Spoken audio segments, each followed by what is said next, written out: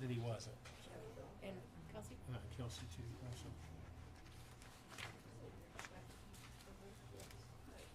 Yeah, because this is pretty much super sweet, but this is what we need.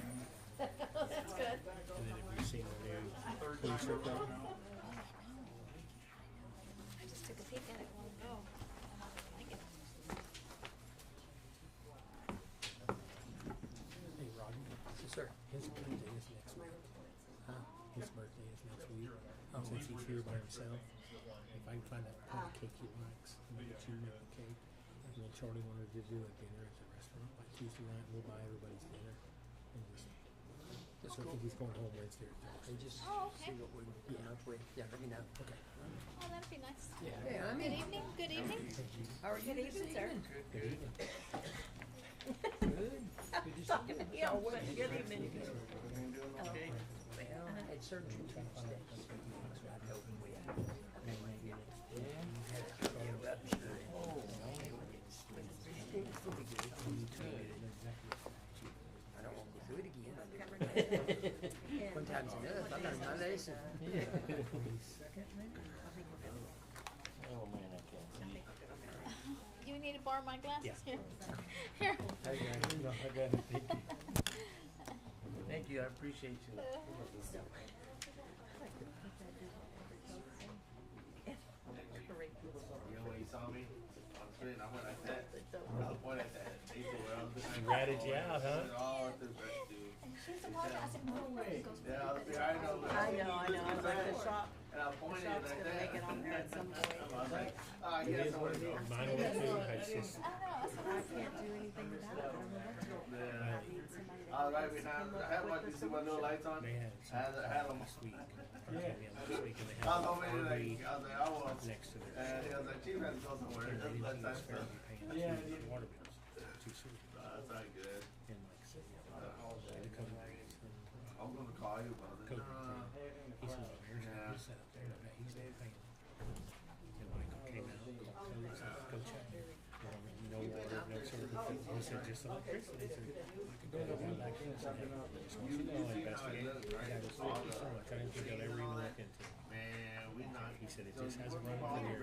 They're going to, Yeah, the right side. And then after where the bridge started, that's where the pile of trees are at, That's my right? second All the person. brick is already in the hole, and it's all That's my smoothed second it all person out I've there. And I kind of made like a berm, so we fill all the grass up there, or the trees. Hey, And then where how are you this evening? all the, Good, how are y'all? How they're doing? it's clean, it's probably good, as big as a football field, cleaned out. We have about 100 yards cleaned out. We still need a lot more, but it's looking better. Good news, it's getting greater, they're just grading it all out. the arrow flow better. I thought we were like done with this. They're so, Hey, Bernie. No, they have. Doing okay? Good. Just about ready to know what the deal, you know, but we I thought it was like a no-go. It's we had them in the hole. and it's the sheriff's jurisdiction, so. How are you this evening? All right. Is that on the agenda today? I think what we're supposed to do is I'm kinda excited. Do we wanna do Can't wait to get back before in we it. start? Yeah. And I We've didn't been working on it Yeah, every that's week. on tonight. I forgot about the picture. Every day I make Good thing you dress nice every day, huh?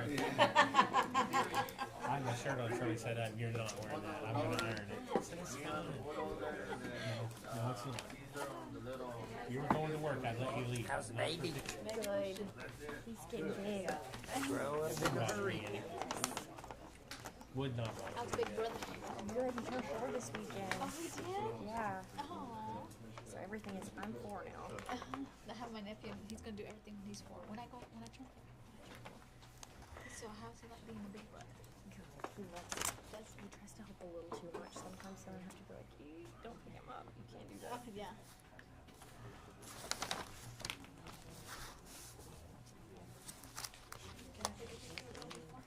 Yes, Sure. most definitely. You want us just sitting here, or? We have to. Sorry guys, I put my Can I move your drink? Oh, I sure will take your seat. I just want it warm when I sit back down.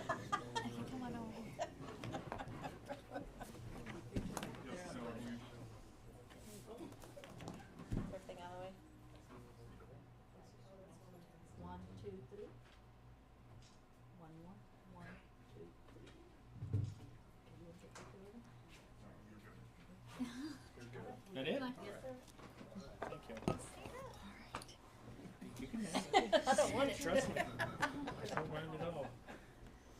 Here, let me look at them. Oh, yeah, and see, they make us redo them. Oh, yeah, I know. If you close your eyes, that's good. That's true. And then I was yesterday out there, and the Sprite was awful. Oh, really? That's fine. Yeah, I was Oh, like, yeah, can I change the cartridge? You can use that one. We have my My girl was You not approved thrilled you? with me, Yes. so. Well, if they get that Sonic up and running, it'd be nice. One of these days. Ready? Yes, sir. Good evening, everyone. It is 6:31 p.m. We're going to call our regular scheduled city council meeting for the city of Kermit. It's August 17th, 2023. We're located inside the council chambers of Kermit City Hall. The council meeting will be held in person in council chambers, which is open to the public. For those wanting to watch the meeting or not address the council, the meeting is also live streamed on the City of Kermit's YouTube channel, and that's listed. So, by calling the meeting to order, we'll go ahead and move into the Pledge of Allegiance, both flags, and the invocation.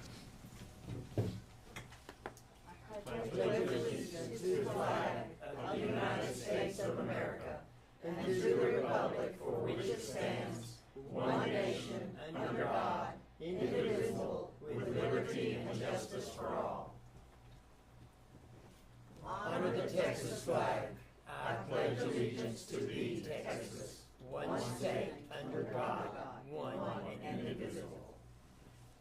And Mr. Rodney, will you lead us in the invocation? Let us go to the Lord. Our most gracious Heavenly Father, we ask that you be with everyone tonight, both council as well as citizens in attendance, that the decisions rendered tonight will be for the betterment of our city as well as for its residents. We ask all of these things in your most generous name. Amen. Thank you, sir.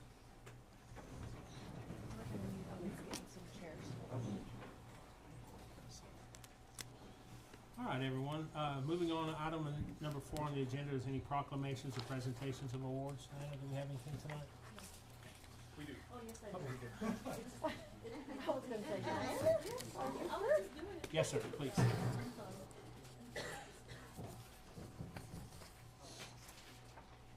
All right.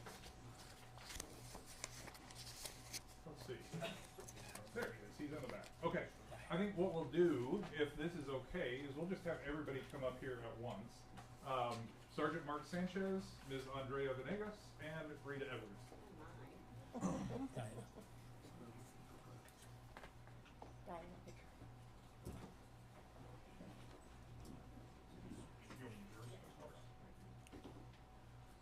All right. I could say, everyone walking out the door. Y'all come up here. Face the music. So we'll just go down the route here. So each of these 3 individuals are receiving tonight some Striving for Excellence awards, and I'm just absolutely thrilled to be presenting them. We'll start with Sergeant Sanchez. So one of the things that we've done in the city is we have introduced a new communication platform called Evertel. And this was something that I pushed, and it's available now to every single one of our staff members as well as the council. And people hate 2 things: change in the way that things are. And in order to implement this, it really took a lot of support and leadership from across the organization, but particularly our formal leaders. Mark took a lot of advantage of one of the features in that platform that is helping to make operations in the police department more efficient, more effective. And I just really appreciate his leadership in doing that and really getting out there and modeling the way. So Mark, it is my pleasure to present to you your Striving for Excellence Award. Congratulations.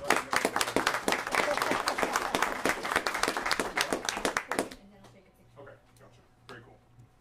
All right. And then next we have Ms. Andrea Venegas. So Andrea serves as the administrative assistant for the police department. And really she wears a ton of hats down at the PD. Most recently, one of the things that she's also been tasked with is some of the financial accounts payable and ordering processes for the police department. Other people in the city also utilize her as well for that. And then she's been helping out with, I believe, some grant preparation. She helped prepare the police department, animal control, and code enforcement's budget, gathering all kinds of documents. So they're just really utilizing Andrea for many, many things. Chief, anything you want to add? Well, that's it. She stepped up and beyond what we had even expected, so thank you. Outstanding. So we really, really appreciate Andrea just embracing all the different things that we've asked you to do, and you're performing very well as an administrative assistant. So, Andrea, it's my pleasure to present this to you.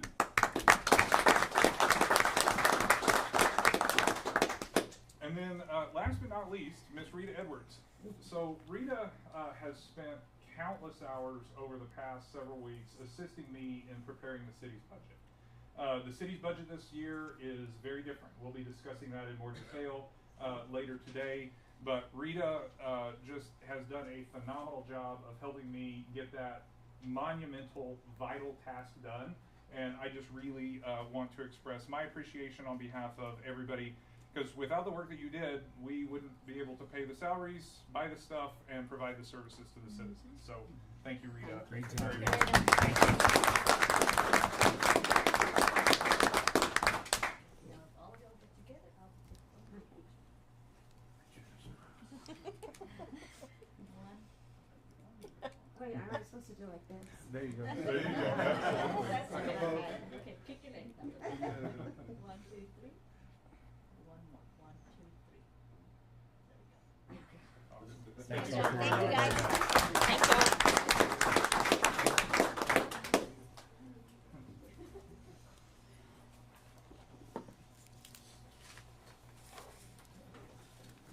Micah, thank you. Thank you. Thank you, guys. Item number 5 on the agenda is where we have our public testimony and comment section on items listed on the agenda other than public hearing items. This is pursuant to section 551007 of Texas Government Code. Speakers wishing to address the city council regarding any non-public hearing item on this agenda shall have the time limit of 3 minutes per speaker per agenda item. The presiding officer may reduce the speaker time limit uniformly to accommodate the number of speakers or improve the meeting efficiency.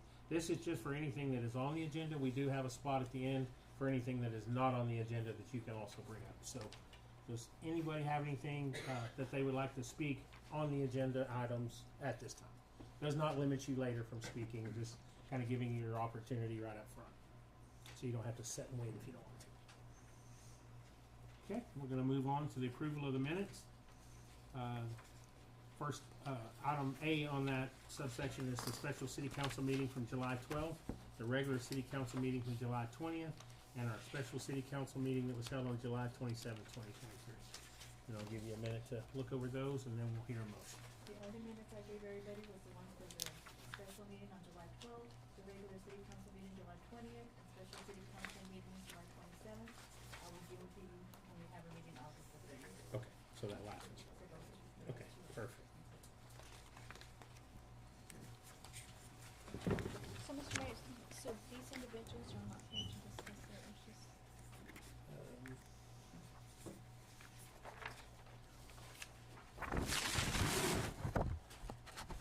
Oh, okay, it's gonna be on the new business.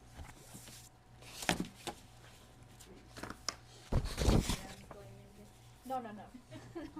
No, actually, I didn't find anything wrong with the minutes.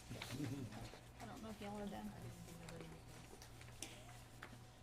No, you did this time. If you'll have had time to review, do I hear a motion? I'll make a motion to accept the minutes as presented. I'll second. We have a motion in 2 seconds to approve the minutes. As listed in subsection A. All in favor? Aye. Any opposed? Okay, our next item, number 7 on the agenda, is our consent agenda. This is to discuss and consider payment of the bills for the month of August 2023.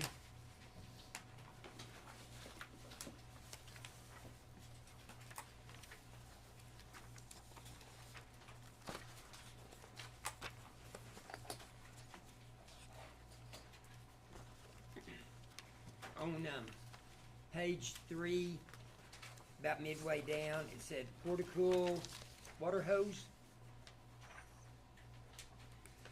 $1,412.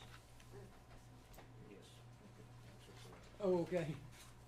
I was just wondering what it was. I can answer that. Go ahead. Yes, sir. That was for our air conditioning at the shelter was not working properly and was not maintaining the shelter cool enough. So we went and made that purchase at Tractor Supply to help keep the dogs cool. and the Oh, cats okay. cool. Oh, okay. I remember y'all needing Yes, air conditioning. so that was it. And that was the whole unit, not just the That's a hose, whole, right? that's one of those that get filled with water and Yeah. it, Has a big blower and right, kinda like a evaporative. modern evaporator. Yeah. So you actually bought two things, the water, the porta cooler and the water hose. The way it Ma'am. looks. Is this one mine? Porta cooler Cause I and the thought, boy, hose. that's an expensive water hose. Well, yeah, that's what I was, that's what I was figuring everybody thought it was. And, on page 5, cylinders, Southwest Equipment. I didn't know if that might have been something for the garbage truck they were working, Yeah, it's a garbage 10,000 truck. That's the solenoid for the truck. for the garbage truck.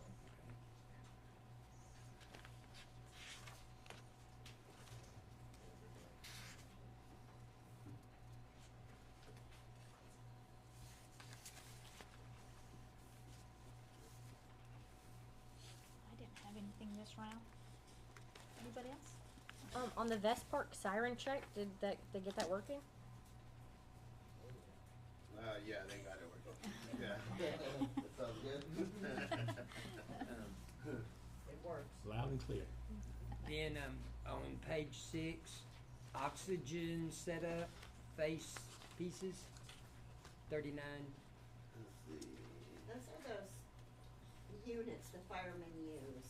Oh, okay. Yeah, Breathing apparatus. right, they're Yeah, breathing, breathing the apparatus. little things they put on their Backs, backs. okay. SCBA's. I'm trying not to get too technical. I don't even know what they are. but Okay. yeah. The The SCBA's. self-contained breathing apparatus. There you go. Okay. The SCBA's.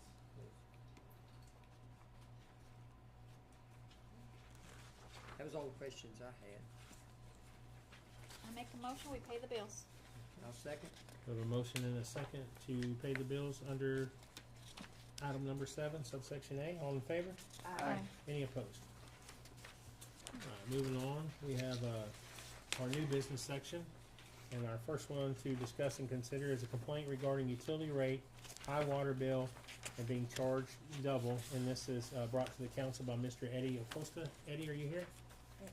Mr. Mayor, he texted and advised he wasn't going to be able to make it tonight. Okay.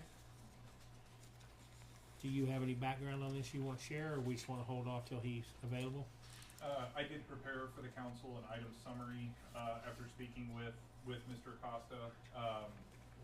And I am happy to share that if the council would prefer, or we can wait for him at another time. It's entirely up to the. Probably best to wait. Do we need to do a motion to table it? No, sir, you can Yeah, just move on. okay. Item number B on this is to discuss and consider a request for an exception to Article 4.06, recreational vehicle parks. And this is brought to us by Mr. Arthur Hopper. Mr. Hopper, are you here? Hello. Should I sit up here? Yes. Okay. Yeah, perfect. Thank you, council. Thanks a lot. All right, thank you guys for having me here today. Absolutely. Thank you for what you guys do for permit and for the consideration today. I have this application. Should I give it to you guys or give it to the desk tomorrow?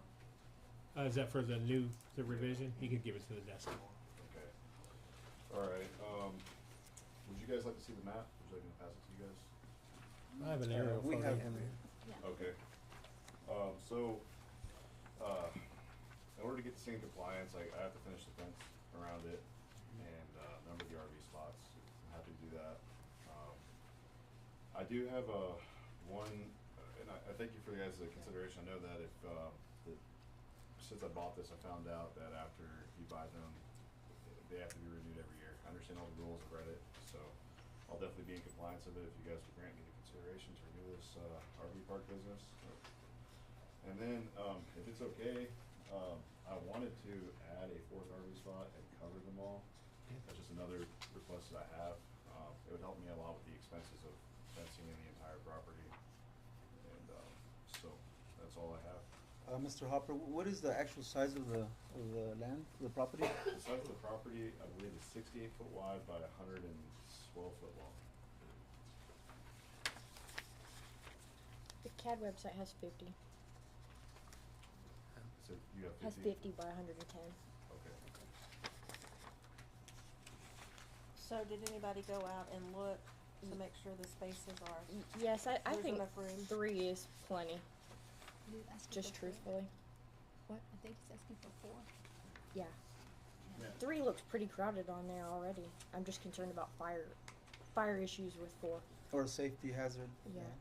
I definitely understand and respect where you guys come from. I think one issue maybe too that could allude to that is how they have it parked. They're all diagonally parked, and I think if they were more uniformly and squarely parked with the contour of the lot, that it could help ease some of that. And I'm happy to if there's any way we can look at it together, respectfully, of course.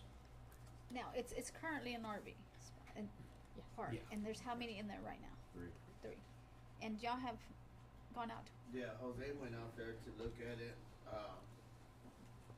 He's the one that he kind of determined because of the way the property is, because it's not an acre. It's less than an acre. And so, with the property and then the vehicles parking, you have to be so far away from the street, 20 feet from the street.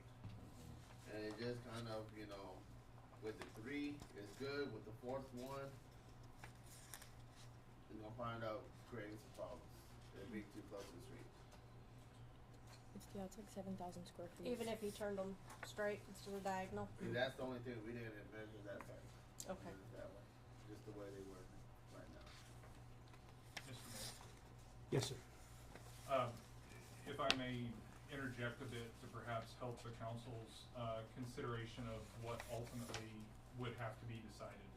I did confer with our external counsel on this matter. Because we have an existing city ordinance that specifically identifies the requirement for a non-conforming RV park when purchased to comply, this would require the passage of an additional ordinance. It's not something that you can take action on tonight to approve. We would have to write a specific ordinance that outlines whatever exception, if the council elected to offer an exception, whether that be just specifically to Mr. Hopper, or if you chose to modify the ordinance as written. But this would require an ordinance, 2 readings, that entire process, in order to do this. And we have 20-foot spacing between Yes. RVs, correct? Yes. And is it 10 foot off the fences? Yes, it's 10 feet from the neighbor's fence on each side, and then 10 from the alley, and it'd be 20 from the street.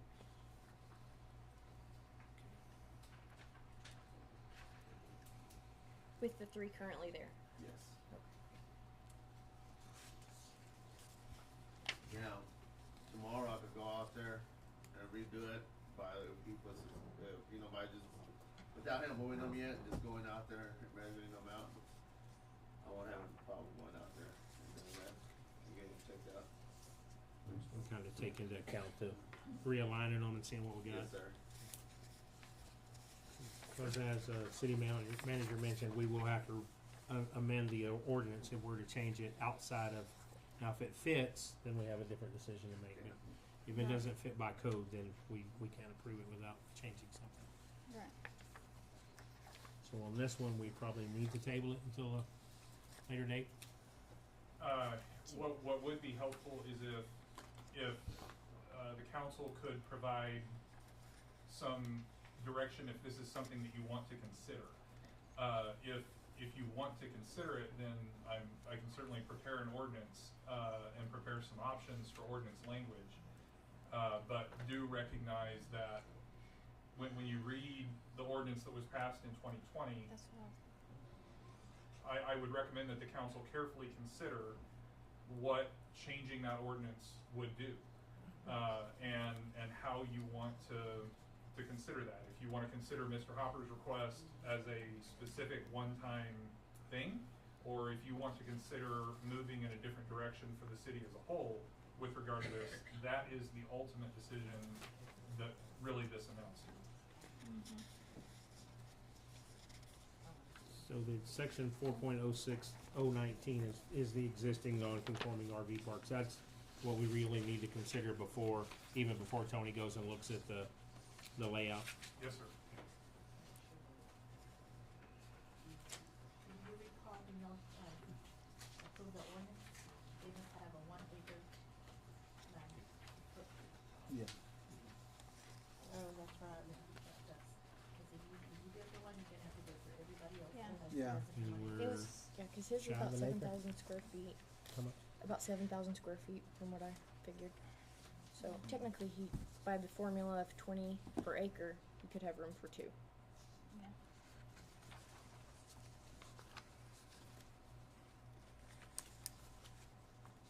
Well, I feel like we just adopted this ordinance. I think if we start shuffling, we're gonna have a lot of shuffling.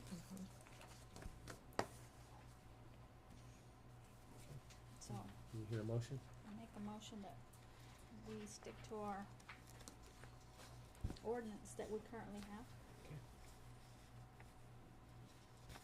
Do we have a motion to deny the request at this time and maintain our ordinance as it's written? I'll second. All in favor? Aye. Any opposed? Thank you, sir. Stay as it is.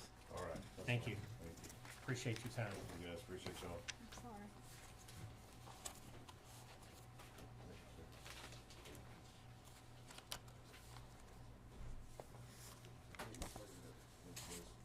Thanks, Mr. Hopper. Thank you. Okay. Item C, under new business, is to discuss and consider the possibility of game room operations by Mr. Jose Flores. Mr. Flores, are you here tonight? Yes, sir. Come forward if you don't mind, sir. So I'm gonna start off, it's a little intimidating, I mean, it's my first time ever being in front of anybody like this. We appreciate you being Good here. evening, Mr. Holbrook and, council members. My name is Jose Flores. Me and my wife own Lucky Slots. Since we were forced to relocate, it's been extremely hard for us and our family to live in Kermit, and operate a business 4 hours away. Traveling on these daily highways between the owners, the employees, customers, we have customers that come from Kermit all the way to Brownwood and come see us. Everyone knows the roads are pretty bad. Every other county surrounding Lincoln County has allowed operation of game rooms. We basically put anything and everything that we've had, that we've done for this county and worked pretty hard to relocate in another town, and we've given these other counties our revenue and our income, and like to give it a shot and see if there's any other way we can come up to an agreement where maybe rules and regulations can be changed up and between the city and the county.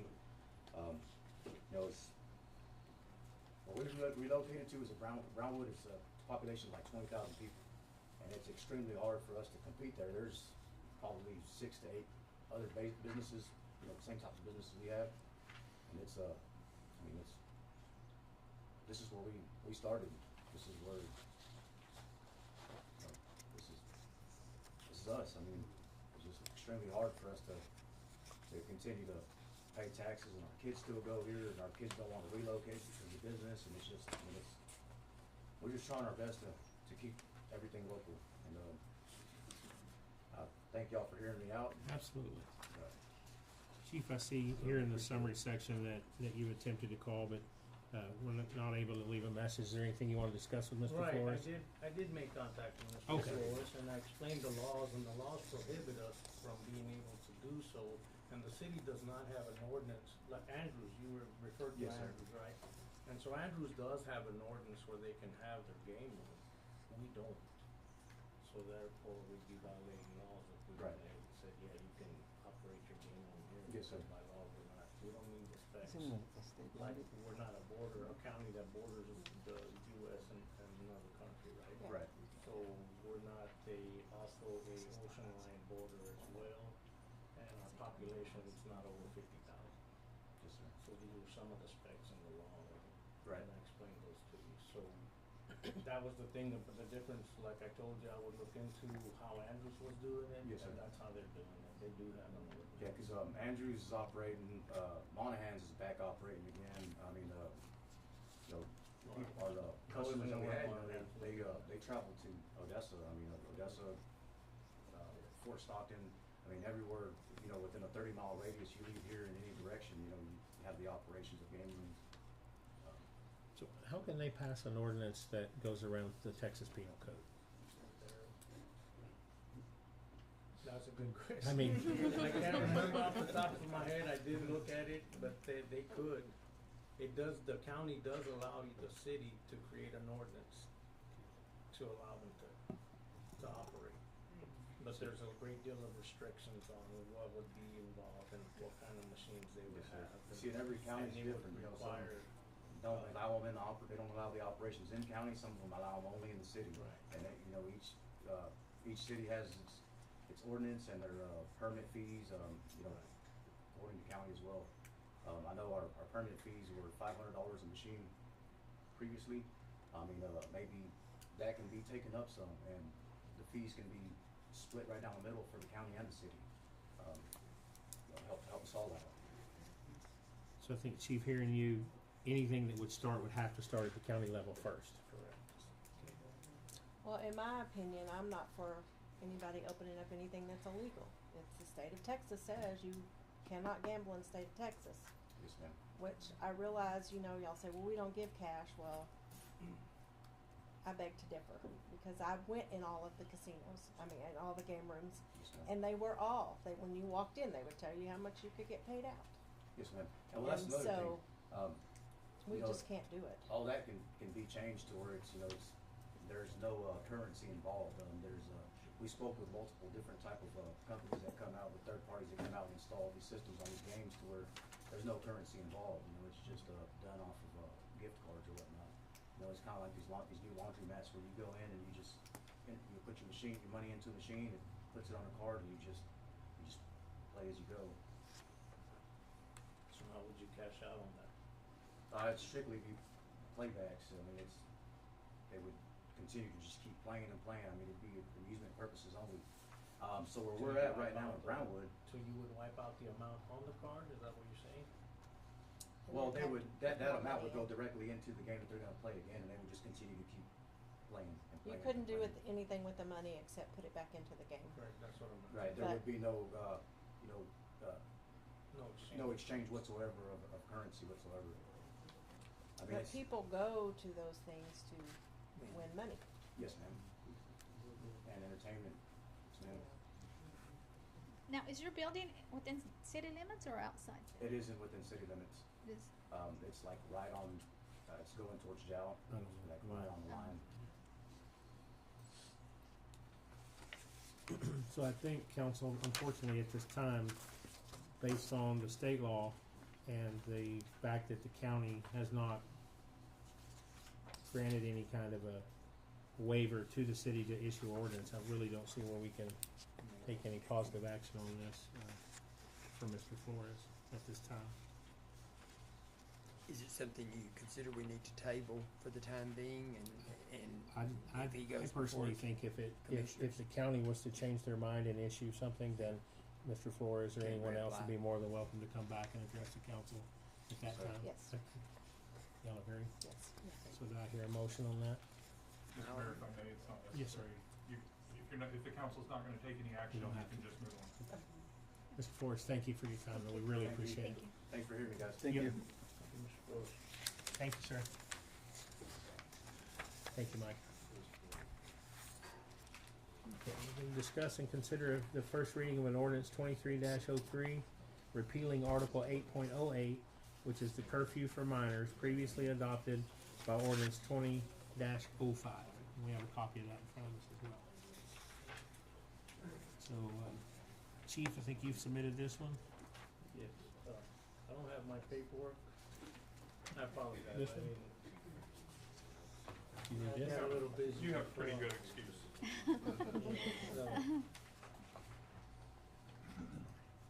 So the state revoked the curfew for minors, Okay. and we are no longer allowed to enforce that. So, and we have it on an ordinance for the city, so we're asking that we revoke that now. And ordinance just to bring us into conformance with state law. Yes.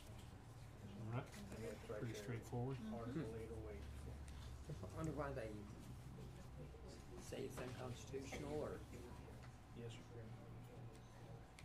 You're violating civil rights by restrictions. I'm sure there's more to it than that. we had a curfew, it's when the streetlights came in. Yeah. You had to be inside the house. I don't know if there's any more discussion. If not, do I hear a motion on item D? I'll make a motion on item D to accept or revoke, submit the revoke for the curfew of juveniles. I'll second it. We have a motion and a second to proceed with first reading of an ordinance 2303, which repeals the curfew for minors to get us in accordance with new state law. All in favor? Aye. Any opposed? Motion carries.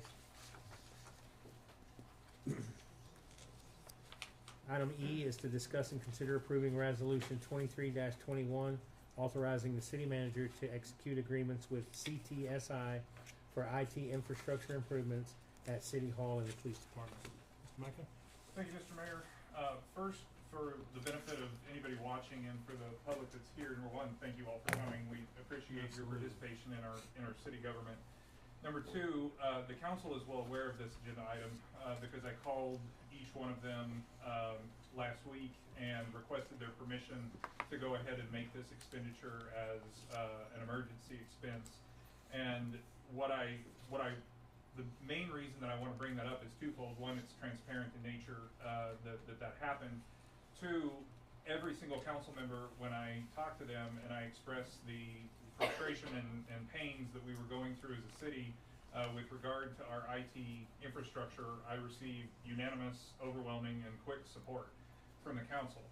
That is extraordinarily important in being able to provide city services.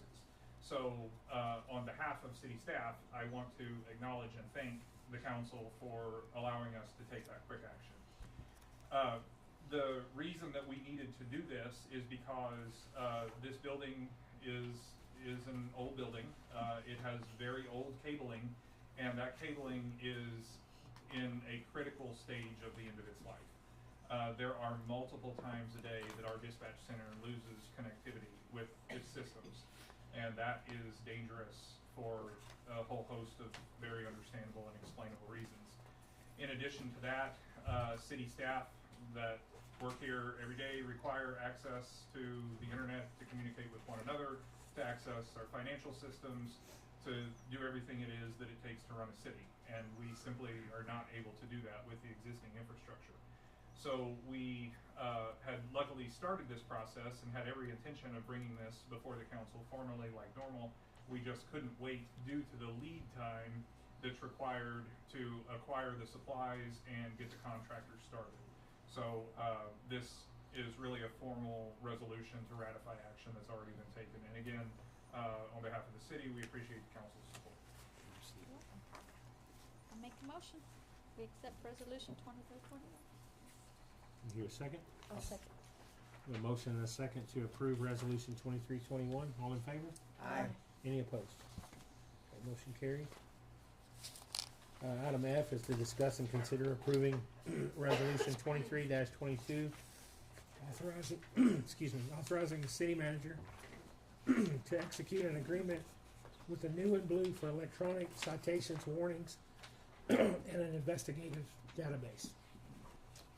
Mr. Mayor, I'm more than happy to go over that, but do you need some water? I'm gonna go You grab put a a drink drink real there. quick I'll while y'all take go. my No, straw. you're good. Mine's in the truck, and I'll go. Y'all go right in. Thank you. Council, before you is a resolution and an agreement with a company called New and Blue. The impetus behind this is right now the police department issues citations, warnings, and also uses a system for some other means of tracking arrest records and things like that, really from a data tracking standpoint. Our animal control officers and our code enforcement officers still write paper tickets. The system that's in place for the police department does not electronically communicate with the court system. So when an officer does write a citation, they have to manually print that citation, then deliver it to a box that's here outside the municipal court. Municipal court receives it and then enters that by hand. All of that takes unnecessary time. It introduces the opportunity for errors, and it's not an efficient use of time or resources.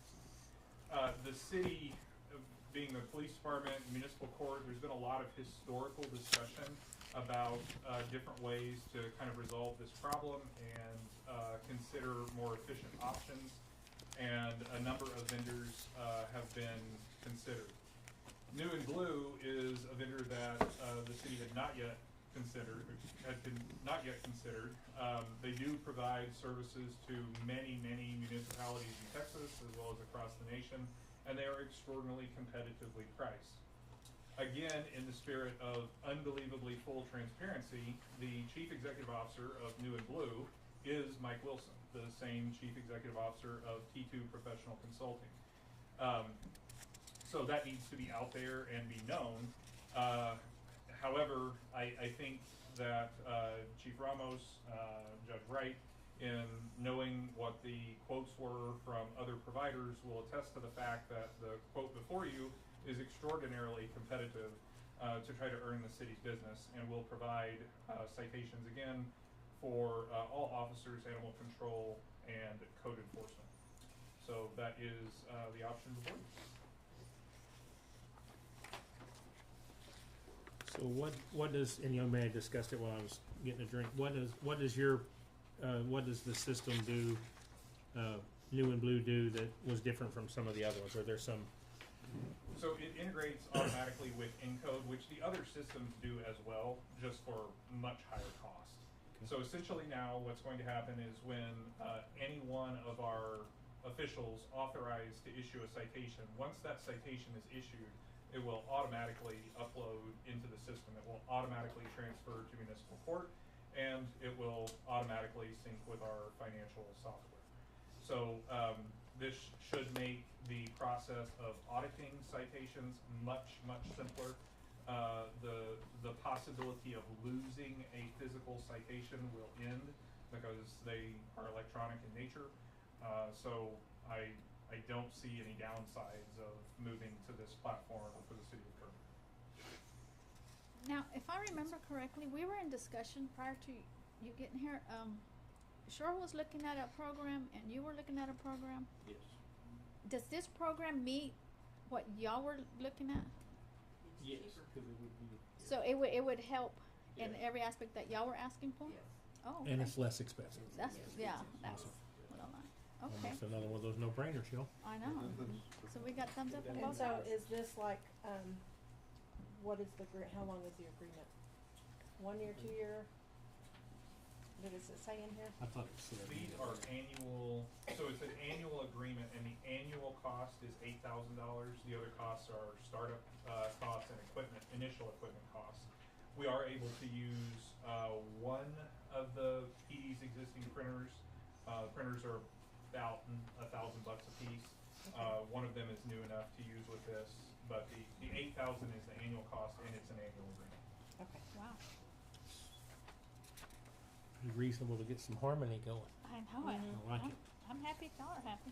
I make a motion, we adopt the New Blue. I'll second. We have a motion and a second to approve resolution 2322. All in favor? Aye. Any opposed?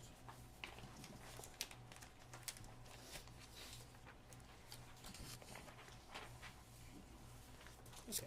Our last item on new business is to discuss and consider a hiring process and minimum requirements for the position of city manager.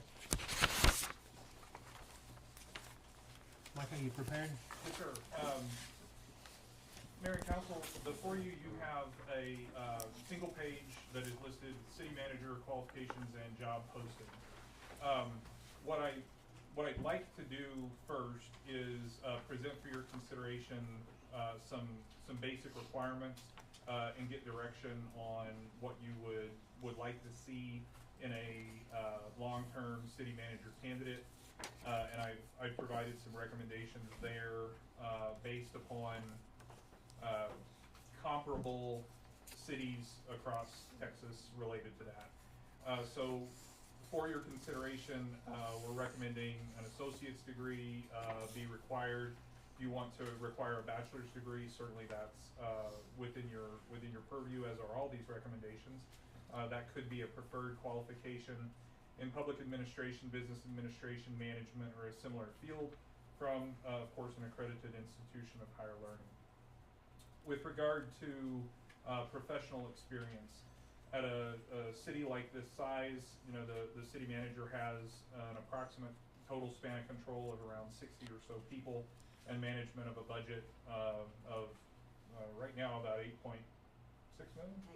8.6 million, I remembered well.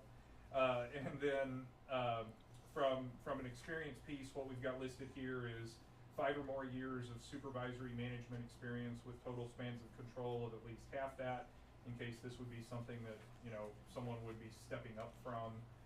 Demonstrated responsibility for the development and or management of a budget of at least $1 million, and then 3 or more years of demonstrated familiarity with government functions and processes at the local, state, and or federal level. All of those being recommended to be required qualifications. And I listed that because, you know, city managers traditionally come from city government or county government, and they generally have some kind of departmental background. That can be very helpful. However, there are a number of city managers that are successful that come from the private sector that have managed other things. And in their process of managing other things, they have interacted with or had clients or worked contracts with units of local government. So they get that experience in that way, and I'm trying to keep a relatively broad net so as to not unnecessarily restrict an applicant pool. Finally, for certifications, I would recommend for a city like Kermit that you have a public manager certification as a preferred requirement, not one that's required. Yet, if someone doesn't have that, require it within 2 years of appointment. And that's absolutely doable with the program that's offered at Texas State across the state of Texas. So those are the recommendations with regard to education, professional experience, and certification that I would put before the council, and happy to answer any questions, and then we can dive off into a hiring process if you all would like to do that after settling on some requirements. I would like to take the associate's degree off and try to go with the bachelor's degree. And also the manager certification. I don't mind that, but I think it should be noted that they shouldn't do that while they're on the job. Or is that what, do people take that training while they're on the job, or should it be after hours? 'Cause it seems to me like they're trying more to get this done than worrying about what's going on with the city. Completely understand your point, and I think it's a relevant point. The city manager, of course, is not an hourly position. Right. And they are going to have a job to accomplish that has to be accomplished. Many city managers and really department directors as a whole, however, do engage in various forms of continued personal and professional development, whether that be schooling that they obtain entirely on their own, or it be professional development that they might obtain as it relates to their job. For example, police chiefs are required to go to new chief development school, which is a 40-hour course, and then every 2 years they have to go to another 40-hour course. And there are similar requirements for some other director level positions. So if I were sitting on council and supervising the position of city manager, my bona fide requirement would be, is the person getting the job done? And is the person working toward this requirement, which is going to help them get the job done better? So I would not say that that can only be conducted after 5 o'clock, as there are many job responsibilities that a city manager engages in that are after 5 o'clock. My thing would be, are you getting the job done? And I would certainly hold them to a high standard of accountability with regard to that. Okay. And back to what you said, Judy, I would like to have both. I don't want to limit because we're in a rural area, our search pool, I don't want to limit it, because somebody with an associate's may have the experience. I would like to have both, associate's degree required, but a bachelor's degree preferred, kinda like you have it, the way he has both. So our search pool is a little larger, and then we can kinda go from there, that's my opinion. I just don't wanna be in that same boat that we were in Right. previous, Yeah. you know.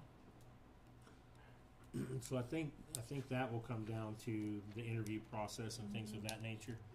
But I think, Micah, too, you in the professional experience section, you have kind of condensed that a little bit to make sure that we did narrow our search pool as well, because as everybody knows, it's going to be an interesting process to try to get somebody to Kermit that meets all these higher expectations. But I think by having those minimums in there and then being able to have the interview process go on, I think we could weigh each candidate individually Start weeding out. and maybe not limit, but obviously not look over something either. So A minimum requirement is just that.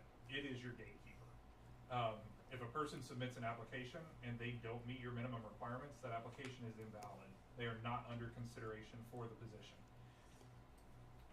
A person that's under consideration for the position is entirely within your purview to hire or not hire. The city council can hire any qualified candidate. So understand that if you chose not to have a bachelor's degree preferred, it absolutely in no way limits the council from choosing to hire someone only with a bachelor's degree. Will this also be posted on TML? yeah, and Micah may be going to get to this, but to remind council, the agreement that we have in place with T2, all of these services are already included in what we agreed to several months ago. So their posting, their advertising, their initial screening assessments, all of that is already included. All of that is at no charge to the council as it stands, as a added cost. So, and then obviously the council would have final interviews and considerations. Should we have a requirement about them living here, or is that already? Are you directing that question to me? Yes, I mean. Okay.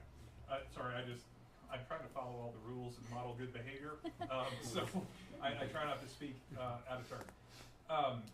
I specifically did not list that as a requirement. Consider the fact that you could have an applicant from Odessa, Midland, Andrews, any place that person may have established roots and want to drive here every day. And in my opinion, the fundamental issue is the person doing the job. That's the key piece. So if they want to commute for an hour each way and not uproot from something that they've got there and are doing the job, that's for the council to decide.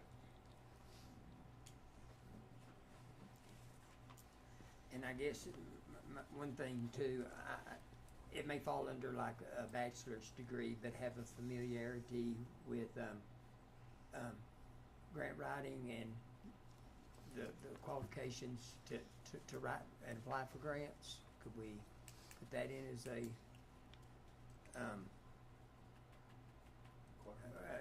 requirement? The requirement pool is the council's oyster. You may create any requirement or preferred qualification that you wish. So I mean, it's out there. We just have to go in and tap it. And to me, I wouldn't know where to start. But to me, I would like somebody in there that does know how to research and do that. So we have another meeting in 2 weeks, We'll have one August the 31st. August 31st. That'll be the second reading on both of the other ordinances. Okay. And So- do y'all feel like that would be something that I think take the time to review what he's put together, maybe as a group, individually be able to put our little thoughts into it, let him finalize it, and then present it to council at our next meeting? With your, excuse me, Mayor. You're good, sir. With your experience, the higher the requirements, would that make it harder for us to, or would it take longer for us to be able to find someone? Generally, yeah, absolutely, yes. Okay. The more stringent you make the requirements, the tougher the recruitment process is going to be. Us being a small town, like, Yes, sir. And the salary compensatory to what we're requiring, so. Certainly don't wanna limit our expectations, but, Right. so, we in agreement not to take action on item G tonight and kinda use this as a week or so to review it among ourselves? Okay. All right, moving on, Mayor, sorry, if I could I go through the recommended oh, I'm process sorry, just yeah, very we kinda quickly? cut you off, I'm sorry. No worries at all. So, if the council were to choose to finalize requirements, sounds like we're gonna try to do that at the next meeting, which is totally fine. What we would do as soon as those requirements are finalized, we'll post the position. And again, as Mayor mentioned, with your agreement, longstanding agreement with T2, number one, that we'll post it everywhere it needs to be posted. Two, it just leverages our network, which is expansive. And T2 has been running a number of searches across the state of Texas, so that will be very beneficial. We'll take care of receiving all the applications. That's not something that Diana will have to deal with. We'll do the initial screening and assessments. Depending upon the council, the applicant pool, we would then come to council with, either the whole pool or, a list of top candidates, depending upon what it is. It's not at all uncommon. I have yet to see one of these, even for cities much, much larger than this, where you get some very interesting individuals apply for city manager positions that can really quite quickly be eliminated. And it's just not necessary to waste your time with that unless you want to see a very single applicant, and that's certainly within your purview. Depending upon your direction, we can conduct additional assessments of the candidates at that point. But ultimately, if the council wants to have just interviews with council, we will certainly arrange that. If you want to include an opportunity for finalists to interact with the public at, say, a city council meeting or something like that, we'll arrange and coordinate all that as well. Thank you. Yes, sir, thank you.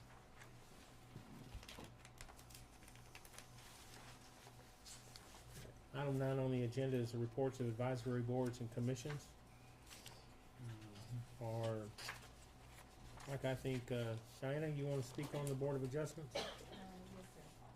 We had a meeting on August the 9th with the Board of Adjustments, and they denied the right-of-way exemption for meeting fees to local beach. And that was also a recommendation from the city attorney. Okay. So that was denied. Alright. And then we have Vision, Mission, and Values Committee update and report. Is your chairman here, or will you be speaking on this, Michael? I don't believe he is. Okay. I can speak on it. Mayor and council, if you've got this piece of paper before you, this is the committee-sponsored recommended vision, mission, and values for the city. Really want to extend my appreciation for the committee that council selected. And then this has also been the work of multiple individuals across our organization as a whole. So all staff had an opportunity to provide input here, your committee, and then we have also posted this on Facebook and allowed the opportunity for the entire public to communicate as well. So the vision that is recommended is a tight-knit community proud to offer citizens, families, businesses, and visitors well-being, a safe environment, and opportunity. So vision statements are where you want to get to. We're not there yet. It's the picture that we're striving for, that thing that we want to get to. This evolved from what it was originally drafted to try to be something that literally applies to every stakeholder in our city. We want to have a community that is supportive of businesses, that is supportive of families, to raise kids, interact with the community, and of course, supportive to anybody that visits our community as well. From a mission standpoint, this is what we do every single day. We strive for positive partnerships with our community. The committee itself recommended the addition of the word positive in there to try and really focus on the fact that we are moving forward and trying to bury some old, more negative history, but in positive partnership with the community. The city of Kermit strives for excellence in public service through stewardship, respect, and visionary leadership. Stewardship is in taking good care of the resources that are entrusted to us. That's taxpayer money, that's the personnel that are working every day to do the job. Respect is treating everybody internally and externally with dignity and respect. And then visionary leadership is seeing that vision and taking action to try to get us closer to it. Not maintaining the status quo, but trying to grow, trying to get us closer to what we're looking for. And then values are the things that we hold dear and do every day. So that's goal-driven, respectful, engaged, accountable, and teamwork. And it's not too cheesy, but that makes great. Just in case you didn't notice that. Goal-driven means that we have this citywide vision, mission, and then citywide goals, which you'll see some examples of those on the back. And then that becomes the responsibility of each department and then each division within each department to develop specific, measurable goals that get us closer to those citywide goals, that gets us closer to that vision for the city. Respectful, again, covered that. Engaged, this really is related to when, somebody comes to work and they have a job description. And that job description is a box of responsibilities. They see something that needs to be done that might be a little outside of that box. Like we recognized 3 individuals before today that are doing things somewhat outside of their job description, but in support of the overall city's mission. That's what we mean by engaged, and those 3 individuals that were recognized tonight are already exemplifying that value. Accountability is, making sure that we follow the law, we withstand you got the I forget what it is, the flame, anyway, you do what's by the book, you can withstand the light of day, all of that good stuff. That what we're doing is consistent law, policy, and in support of our vision, mission, values, and goals. And then teamwork is collaborating. One of the things, in my opinion, coming here from the outside, this is something that's missing across our region, is really reaching out across the table, other cities, other units of local government. I'm very, very pleased to see the positive relationships that I've seen with Kermit ISD and the city of Kermit. The hospital district as a unit of local government as well. We're starting to collaborate and develop relationships, and we have as a citywide goal to continue to improve our relationships with Winkler County, Wink, our other neighboring cities, and that will better serve our region as a whole if we can do that. Plus, we've all got limited resources, so that's certainly the best way to do that. Those are the vision, mission, and core values before you. Again, I'd like to recognize the work of the committee, and if we can get these formalized, that'd be great. Can we get a copy of that? Absolutely. We didn't get You don't? Oh. Here. I'm really sorry. That's okay, we can do it after the exists meeting. somewhere. Maybe outside. I mean, we can make a copy for everybody. We'll pass it along for now, but. Absolutely. Start down I've the seen process. it. You've seen it? I'm good. You've seen it? Okay.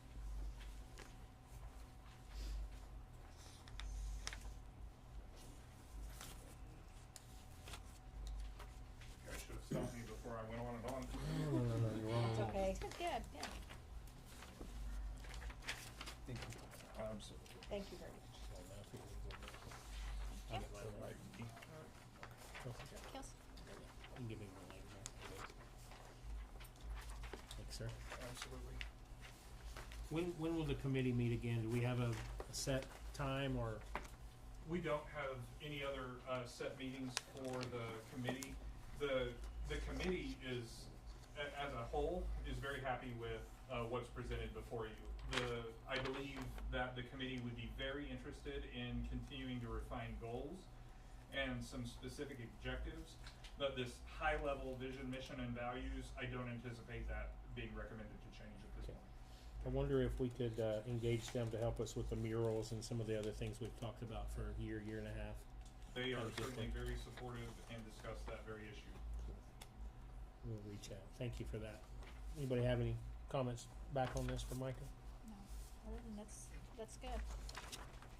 Everybody's heading towards one direction. And I'm not certain that this would actually require formal council action, but if there's consensus, then this is what we're gonna go with.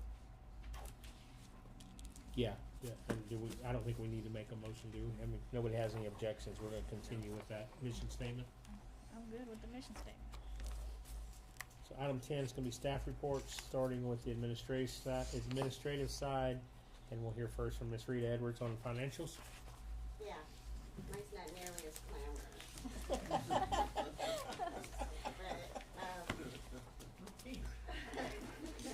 But, our cash balance, we look at the cash position, I'm rolling it along since the beginning of the fiscal year, so you can kind of see how we either contribute to our cash position or we burn through our cash position. So, we've slowed down in the general fund, which is always really good. The sanitation fund reflects the, obligation that we have for public services, so we can kind of expect that will continue for a while, but all in all, we hold pretty steady on that. And I don't see any cause for major alarm yet. If we look at our sales and use tax, we're above last year, so that's a great thing, and it seems like it's kind of flattened out. So maybe that tells us that it's getting to a normal, and we don't have to go through all these knee-jerk up and downs all the time. We can get off the A-ride here and just have some sort of normal, predictable situation, which I think, from what I can see, will continue throughout the rest of this fiscal year. And, hopefully, unless, everything turns to dust in the next few months, it should continue on that way. So I'm fairly happy, and I'm fairly certain that we can see probably about 1.8 collected next year, just because of the steadiness of it all. Looks like we're gonna finish this year at about $2 million. Yeah, we're doing, In sales tax. we're Awesome. kicking it on in there. Yeah, we should have bet on that, so we would have collected big. But, and then, of course, and here's normal, one of our CDs has just, matured on the tomorrow, isn't it? The 19th of August. The 19th, right. So, I'm recommending for just right now, because there's just so much going on. We're doing a bunch of stuff, and Micah can speak to the Sourcewell thing. I just wanted just to sit there in general fund for a little bit, and then we'll, when things slow down a little bit, we can think about it more clearly. But, yeah, the old brain is at full capacity right now, so. I think that's a great Let's not do recommendation. anything that we would regret later, so we're gonna go ahead and tell Prosperity to just pop it in the account for now, but we'll make sure we keep it set aside for further action and see what's going on there.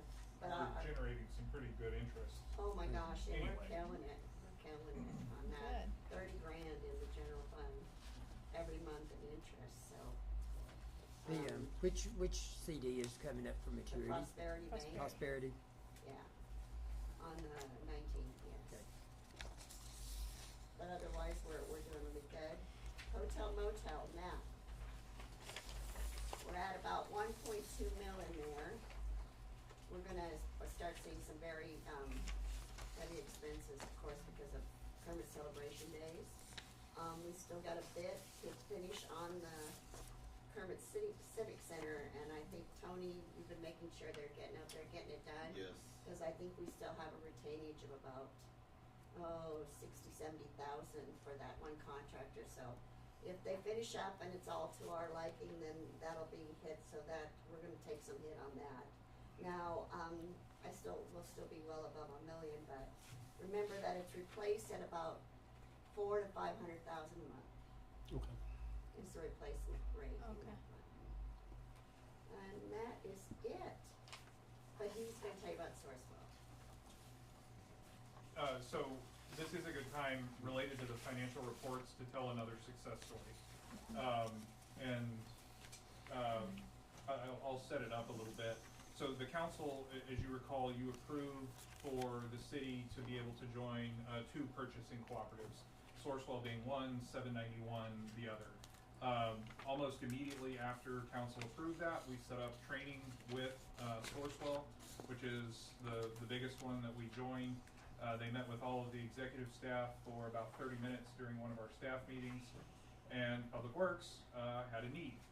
Part of that need was that the CCS get cleaned up because there's a ton of brush out there, as we talked about in the last council meeting. So Tony had collected some quotes for a bulldozer because we did not have a functioning bulldozer, and your initial quotes were From 13,000, 15,000 until we went with Sourcewell, 9,000. Wow. Now $9,000. and all that was a phone call Yep. and presentation of our Sourcewell account number to have that. So again, appreciate council's support in letting us do that, and being able to leverage purchasing cooperatives is huge for the city. So executive staff is now all aware of that, and that's a tool that we've got in our tool belt to really manage costs moving forward. Yeah, I'm also using Sourcewell to get an RO system and a softener for the Civic Center. So, because a lot of the equipment there, you can see a lot of calcium buildup. And if we get this RO and softener in it, it's gonna eliminate that. So we won't have any issues with our ice machine. That's one of the things that Sourcewell is helping me out on that as well. That's great. What about the punch list on the Civic Center? We still got, we have, Delcon out there still. Once Delcon is done, we get the electricians back out there to run all the wires for the Wi-Fi, for the internet out there. Then after that, we should be done. Tomorrow, they're gonna reset the flagpole. We're gonna reset it 'cause it's kinda at an angle, so they're gonna reset it tomorrow. So we should be, hopefully, cross my fingers if they're done. So, by this week. Awesome. And Councilman Hayes, there are some great pictures on Evertel that we will get you access to very soon. Cool. Yeah, they just finished the signing. They put the sign that says it's permanent site. When you walk in, you can see it on the side. Yeah, it's awesome. Sure that'll hit Facebook as well. Alrighty, Miss Diana, you wanna go over Kermit Celebration Days and the recycling report? Yes, sir. I'm gonna give you an update on the Kermit Celebration Day. We have 50 vendors altogether, 47 are vendors for food, craft, and everything. We are nonprofit. We have two title sponsors, ConocoPhillips and Atlas San. Atlas San paid last year, but we're gonna advertise for them when we do the TV thing. We'll be putting them out there. We have 4 platinum sponsors, West Texas National Bank, Redwood Electric, Badger Mining Corp., and Desert Dogs LLC. 1 gold sponsor, West and Sigmund Ranch. 1 silver sponsor, Felix Auto and Foster Enterprises. And the last day to collect applications for vendors is September the 15th of 2023. So, we're doing pretty good. And they've been calling and everything, so applications are gonna be coming in pretty soon, and we'll be busy, like always. Okay, it'll be good. The recycle report, you have the previous year 2022. By this time, we have collected 7,720 on the cardboard. Right now, we are at 3,134.60. Okay, and then on the metal and iron, for the whole year to date, it was 8,970.60 for 2022. For 2023, we are at 4,317.85. We're getting there. That's a big report. And that's all that I have. No other comments, we'll move on to the attorney reports by City Attorney Thomas Duckworth. I did speak with him earlier, I'm sure Mike did too. He's got a family medical, emergency that came up, so he's not able to be here, but, I think he did provide a letter with his update.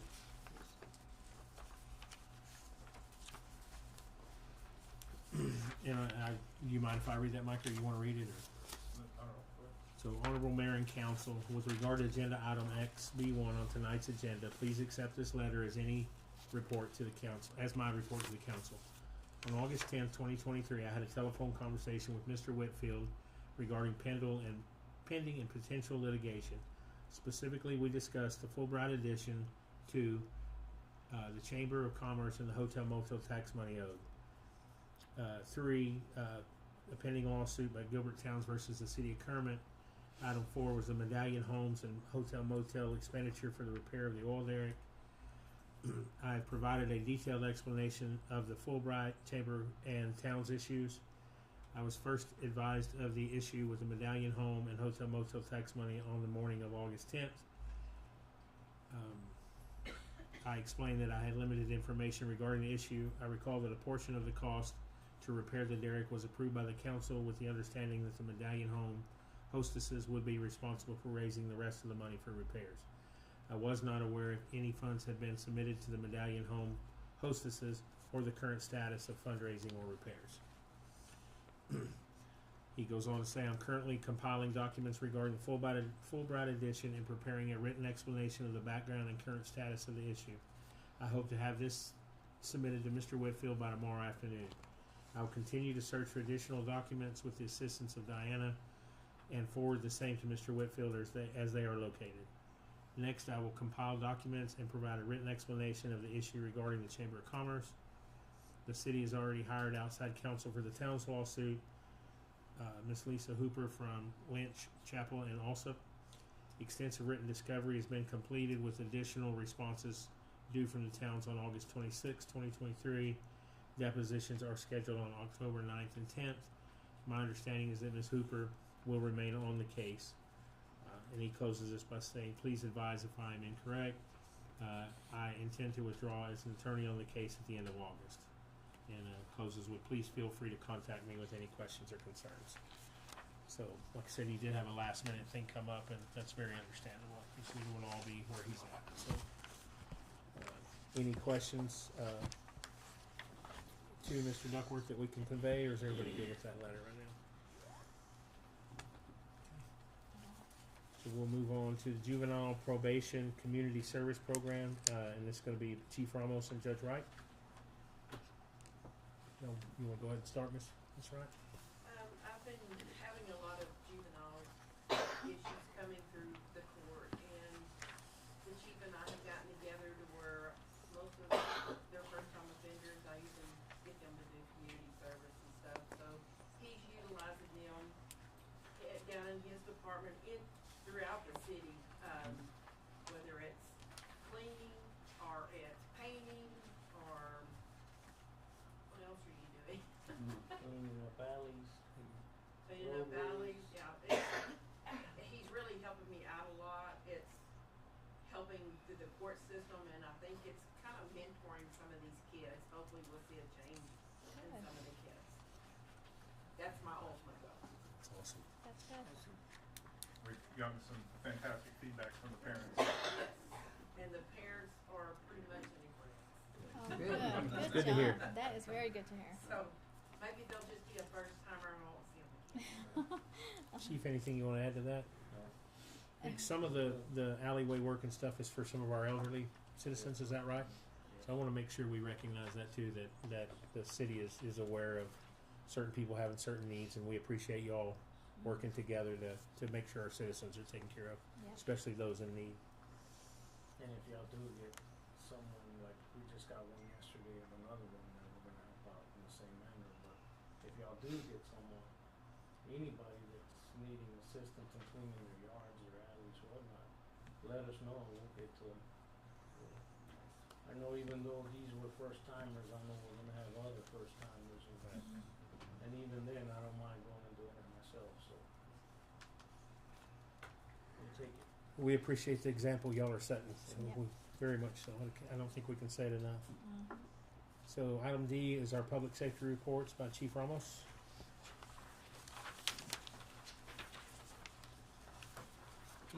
reports. Our traffic accidents were down from this time last year. Our animal complaints are up from this time last year. Burglary and break-ins are down. Child abuse, juvenile, runaway, child sex abuse, they're up from this time. Disturbances, fights, assaults, family violence, they're up. EMS calls are up. Fire and fire calls are up. Power suspicious activity is down. Theft is down. Traffic stops are up. Citations are down. Warnings are up. Arrests are up. Our total calls for service are up.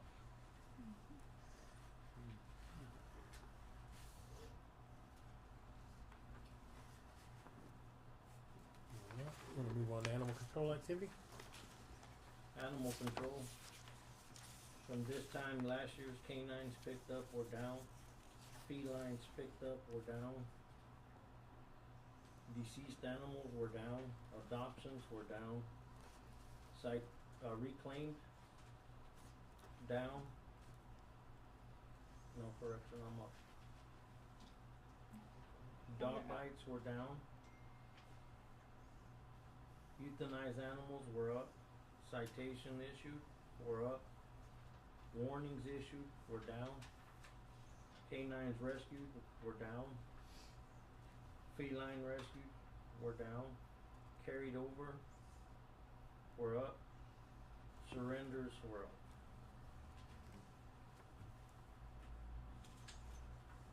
Mr. Mayor, Chief, if I may really quick, I just want to highlight that when you look at trends here and you look at the enforcement action that's been taken by our animal control officers to try to address some of our animal issues, that number 11 may look individually small, but that is a huge improvement. And I really want to recognize the efforts of our animal control officers for taking some stronger enforcement action to address that problem.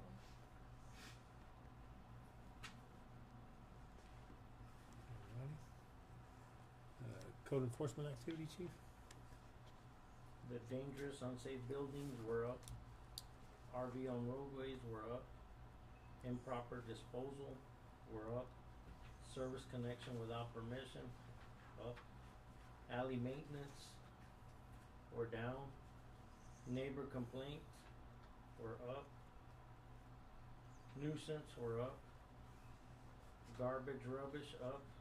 Alcohol permit up. And property maintenance were up. We're higher from this time last year.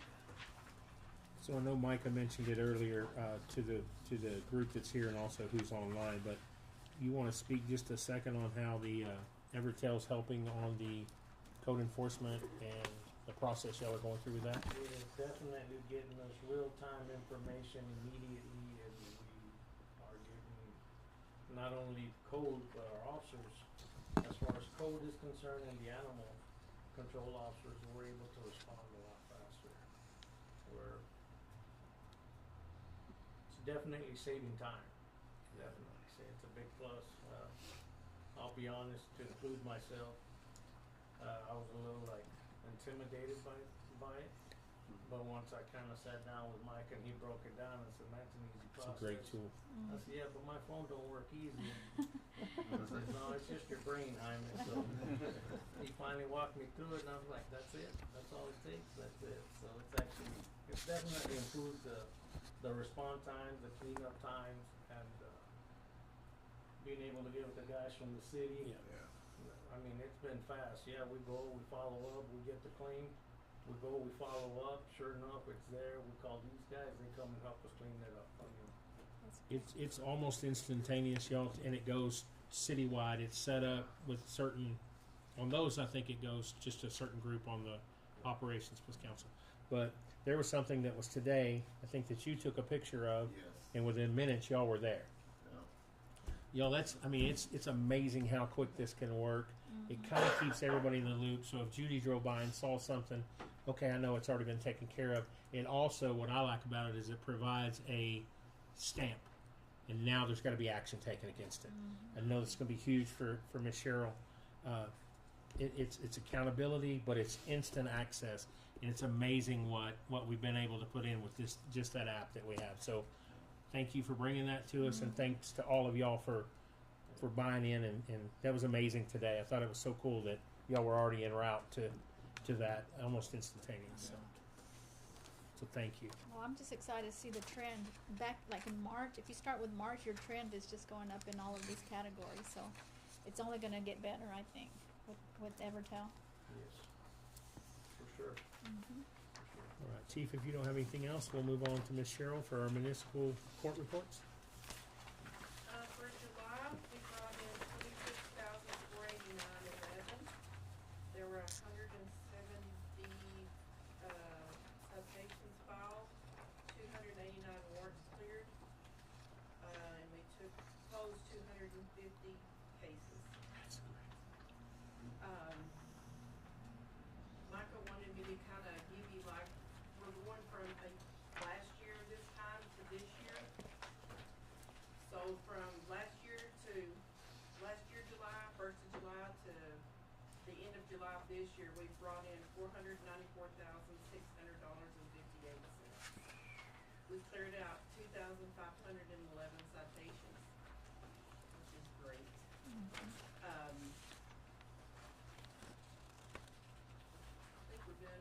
We're doing good. I think we're doing really, really good. Yeah. I think so, Everything's kind too. of coming together, and Yes, you're doing awesome. it's getting there. I'm really excited about it. Good job. And I also want to call out Judge Wright and Gabby Del Toro. They are working their tails off, and two ladies. I see the work. I see the boxes piled of all of the dispositions that they are issuing. They're tackling records that haven't been addressed in a very long time. And our municipal court staff's doing a great job as well. So just want to call some attention to them. Good job. Ms. Cheryl, if you don't have anything else, we'll move on to public works report. Thank you, ma'am. Appreciate it. Thank you. Mr. Tony? Alright, so parks and cemeteries, we used 5,193 gallons. Firemen used 1,593. Council members 136. Monthly 6,922. We've had water accounts, we have 2,900. Sewer, we have 2,733. We had 4 water leaks, 2 taps, 1 sewer call.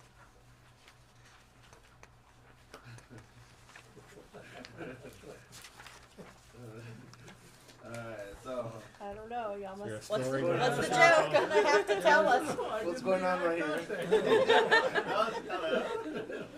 Alright, Thought there was so a sewer story.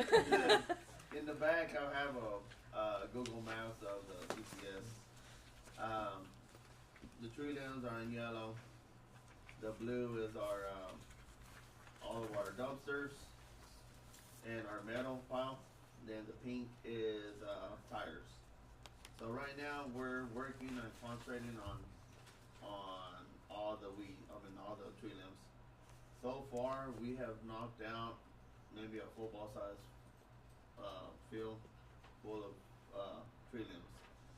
On the back you see this the Warren Cat. That's how much the least amount was for a Warren Cat. So we used Sourcewell. I didn't print out the other one, but that was $9,000 that we're saving from the $12,159. So I put it out there. But with Sourcewell, that's a good source right there to use. But we're putting them all in holes. So we're a lot of the limbs are breaking as we run over it, especially with the bulldozer. As I'm gonna push it through it, they're just crumbling down like powder. And so we're pushing it all into these holes. We're making 3 holes. They're huge holes. Putting them in with the center block. I kind of made a wall on this first one, and that's where we're dumping a lot of the weeds in and the tree limbs. In October, I was told that it might lift the burn ban. If they don't, we'll have to just wait on it just because of the hopefully, but right now, that's a no-go on burning it, so. Yeah. But, and then on the blue with the dumpsters, once we're done with this one, moving all the trees out of the way, we'll be able to kinda clean up that area. Hopefully, the people can come back out, do a survey on it. Hopefully we can get, some quotes on doing the transfer station out there. Then we'll jump on to, with the metal, start crushing, well, we started already, crushing some of the dumpsters. But we have 2 locations that we have dumpsters, so I don't know why. So we're gonna work on that, on crushing all the dumpsters, get them crushed up, and so. And the tires, I guess I just need to get some people out there to start. But the only thing is, what my employees tell me, they don't wanna dig through the tires, and there might be a snake under there. That's what they're afraid of, so. Maybe during the winter we could start working on it. I think maybe they make a track hoe with a thumb that reaches out and grabs. Yeah. And maybe that would be a better way to separate that, a little safer way maybe. Yeah. If we could rent something like that for a few weeks or something. Yeah, that's good about it. What's that? Anything on the streets you wanna talk about, or? Well, I got all my street guys out here working on this. And one of my employees, I got a couple of them that are out on, either health issues, and one got hurt, so the rest of them are out here Wow. riding the Tonka toys. And I'm also out there, I'm running since I took the hour class with the guy that brought in the bulldozer, I've been running the bulldozer every morning, so. Awesome. So did we have to get permission to CEQ to come in to dig this extra holes, or are we good? No, these holes were already there. Oh, okay. We're just filling them in. Okay. Cause I think they had that already done, and I think that's what their plan was before I came in, but nothing ever happened, and it just got overwhelmed, and they just never did anything, they just left them there. Oh, okay. So, I'm happy to come in here and get it done, Yeah. get it nice and clean out there. Okay, the big agenda item tonight is our proposed budget, for fiscal year 23-24, and that'll be presented by our interim city manager, Mr. Michael Lunt. Michael, you have the floor. Thanks, sir. Mayor, council, I'm excited to present this budget to you. I've heard a lot of interesting things over the last couple of weeks. The most recent interesting rumor that I heard was that we were filing for bankruptcy. I would love to be in a position to file for bankruptcy with the kind of numbers that we have. This city is not broke. It is far from broke. It's not wealthy, and we really have got to take a strong look at our revenue streams and how we're going to manage those in the future. But we are not in a bad spot, and I am excited to present this budget to you. So this will be posted online probably tomorrow, but it has been filed. The one thing I just want to get out of the way real quick for everybody is I've talked a lot about in the council meetings a couple of different property tax options and so forth. And part of this was my learning and ignorance, but there were some deadlines that were missed back in July that prevent us from having a tax rate set above the voter approval tax rate. We can't do it this year. And so this budget does include a recommendation to go with the voter approval rate. I'll get to all that, but that's the biggest update. If anybody's wondering why there's this strange statement here on page 1 of the proposed budget in big print, it's because it's required by the tax code. That has to be in there. It has to be a certain size font, so that's why that is there. If you flip over to page 3 and part of 4, this is the only thing I'm going to read, and I'll summarize everything else. So, the executive summary. Preparation of the City of Kermit's budget for fiscal year 24 that will begin on October 1st of this year and conclude September 30th of next year has been different than any past budget preparation process the city is engaged in. All members of the executive staff, department directors, assistant directors, and council appointees participated in developing departmental budgets. Although circumstances required a rapid development of this budget proposal, the city of Kermit is financially situated to accomplish some key objectives in this coming year and provide quality municipal services.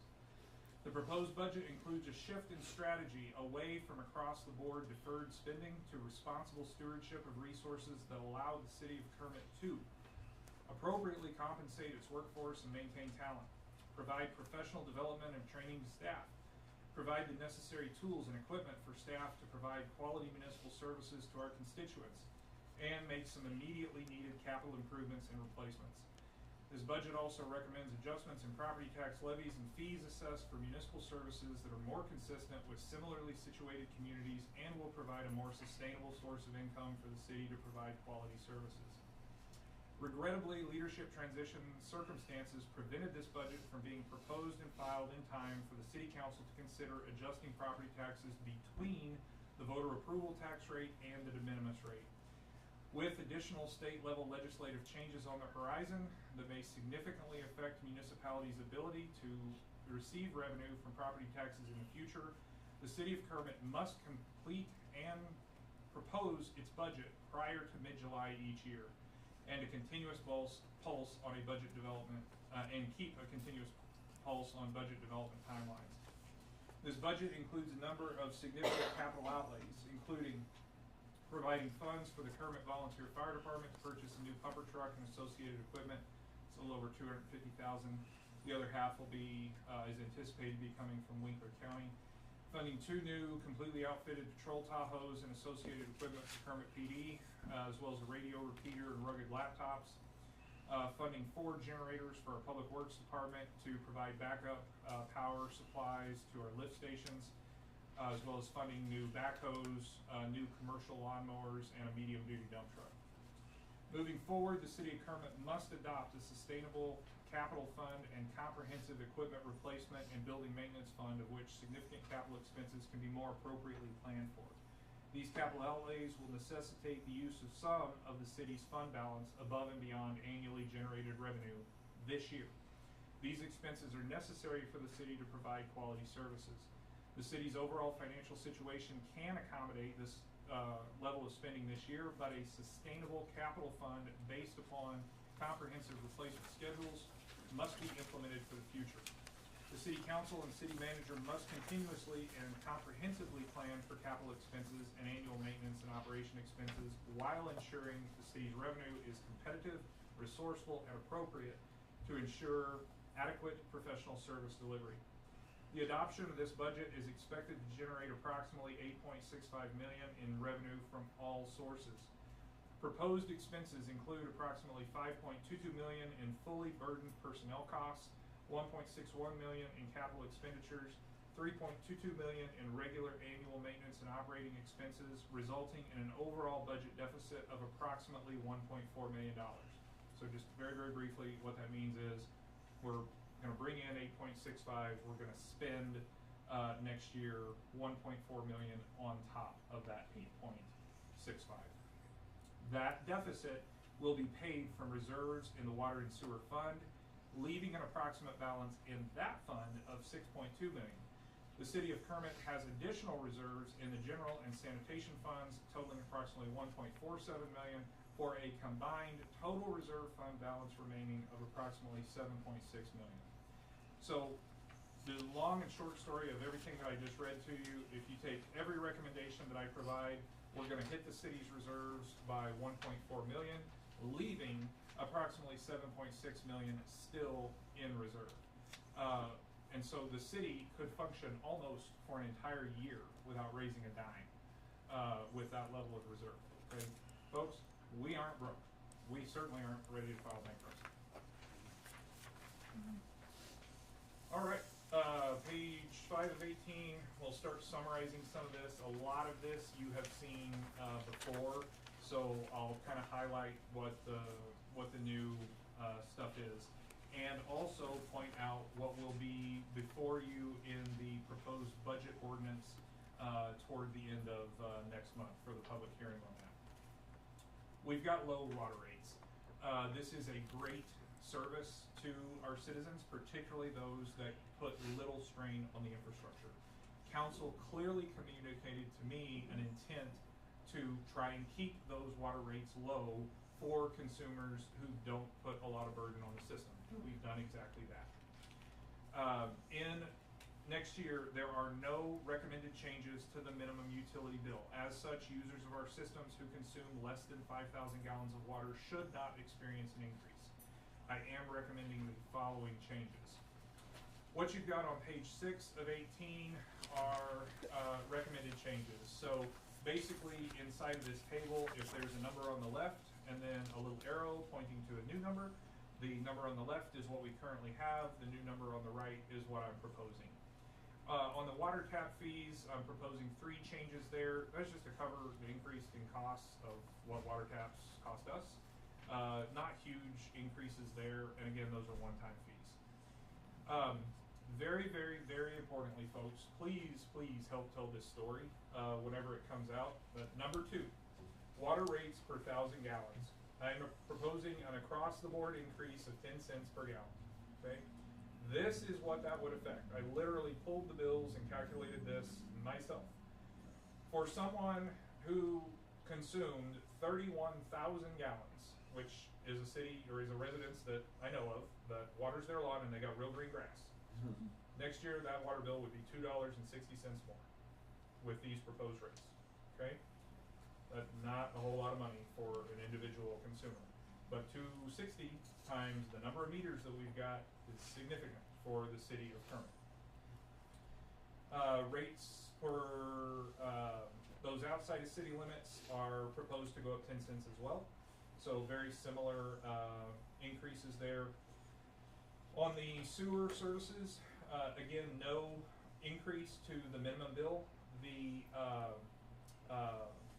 those that consume over 10,000 gallons of water per month, they're looking at about a 4.5% increase in those rates. So, you know, for a water rate that is $40, you're looking at a few dollars for the sewer increase as well. Not significant for an individual, but significant for the city.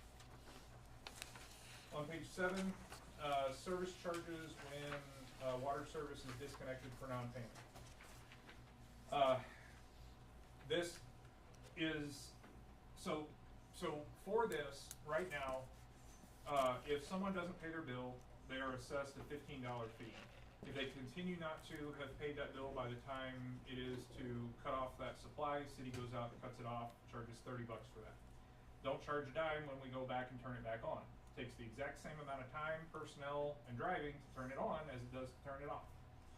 I am recommending changes to the fee that we pay for late fee to change that to $35, and then also to charge the same fee for when that meter is reconnected to cover the exact same cost. So that is an increase. Pay your bill on time, there's no fee that is charged, but that better covers the city's expenses. Number 6, the city currently has what I'll call a pattern and practice that has been arbitrarily employed, meaning that we have nothing written down to support this. This is a dangerous liability for the city. This reason is because the intent behind this is great. We're trying to take care of senior citizens. We're trying to take care of some folks that are disabled. But without a rule that backs that up as written and nothing to consistently point to, if there's an adverse impact and the city doesn't have something to point to, this is not a situation that we want to be in from a liability standpoint. So what I am recommending is for senior customers or those who are disabled as defined in the exact same way that the Social Security Administration does, that those individuals are allowed one bill per rolling year to have a waiver of their late fee. We understand things happen. We look at the history, which is very easy for the ladies at the front to do. They haven't had a late fee in a year, we'll waive the first one. Currently, the city will allow these individuals to get up to 2 months behind before they start to disconnect services. I don't understand that philosophy as a whole. And the city's not doing anything other than just disconnecting that after those 2 years. So I got with Chief, and we created a proposal here that we think is great for 2 reasons. One, we're going to disconnect our senior citizens and disabled persons as recommended here, the same that we would anybody else. However, we're going to call and try to get in touch with an account holder prior to doing that. If we don't get in touch with somebody, then we're going to put in a welfare concern for that individual to be checked out. We don't make contact with anybody. Obviously, they are going to do what they do on welfare concerns, then we'll go ahead and disconnect the service. But the city has got to still collect revenue, yet provide appropriate public safety and try to take care of our most vulnerable citizens. In my opinion, this is a way that we can do both of those things. So that's the recommendation that's before you there. We have very few recommended changes to sanitation collection fees. We're recommending increasing the minimum fees for commercial or industrial units outside the city by $5. We're also recommending to increase the deposits for dumpsters in service for them as well, from 90 to 110 and from 170 to 200. RV and trailer park service connected through one master meter. Those owners are currently charged $39 for a 3-yard container. So a residence in our city, they pay about $30 a month for sanitation, for sanitation services. Yet an RV park that might have 4 units on it only pays $9 more, and most definitely contributes on average a lot more trash than a single residence. So we are proposing a bit of an increase there to $45. Rita doing all of her magic with the proposal, the adoption of these proposals, we're looking at generating approximately $4.9 million in revenue from water, wastewater, and sanitation fees next year. Comments, questions, concerns about any of that section?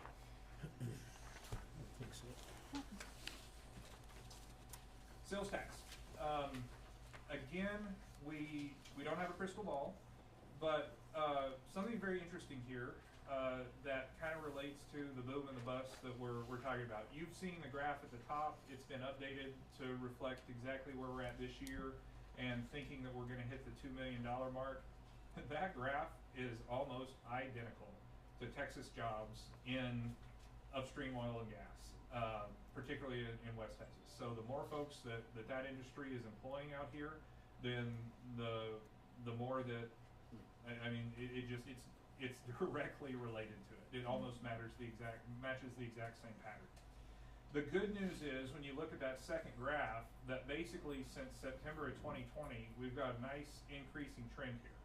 And we haven't had another one of those troughs or a decline from below that level since May of 2016. So, you know, again, I don't have a crystal ball, but I think our predictions are based on some pretty solid data. And as one other point, there is absolutely nothing in my budget recommendation that I can't back up or support with some level of data. There may be opportunities to disagree with it, and I'm 100% open to that and having very candid discussions. But the recommendations that I have before you are based on data. On page 9, we start to get into our ad valorem and property taxes. Again, sorry to disappoint and create some potential excitement here, but we've got to stick with, I mean, really, there are options. The city could go with the voter approval rate or the no new revenue rate. Really, any rate below the voter approval tax rate you could adopt. Certainly, I'm recommending the voter approval rate. That'll generate for us about $29,000 more dollars in collected property tax than we did last year. So not really much of a change there. If the tax rate is adopted at 0.373421 for a $100,000 valued property, that is gonna increase the annual, burden by $13.30. For a $200,000 home, that would increase it by $26.60.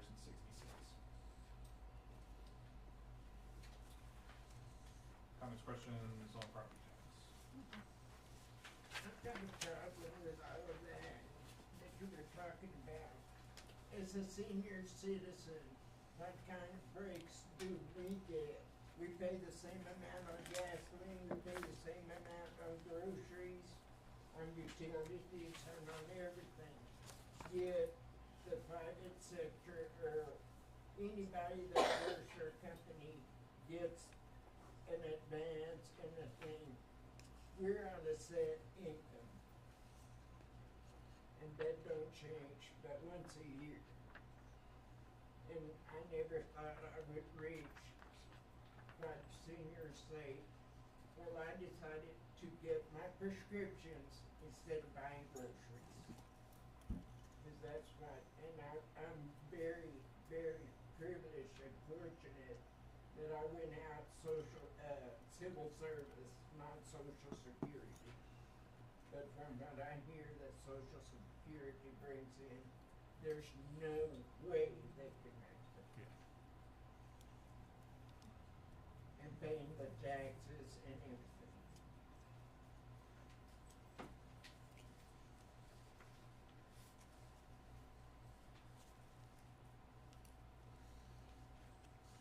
I think the state has got some relief coming in a small amount, right, on the homestead exemption? Senior citizens do qualify for an extra exemption for property taxes that helps reduce that burden.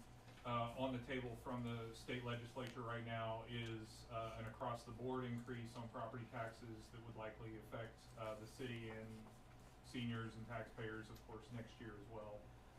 And with the addition of the program that I articulated earlier, we are actually trying to codify a program to check on our senior citizens and provide additional services there. And I think that's something that's been brought up a lot by some members in the audience plus council is the uniqueness of a small town, that small community, is we've got to find ways to make sure our seniors are okay.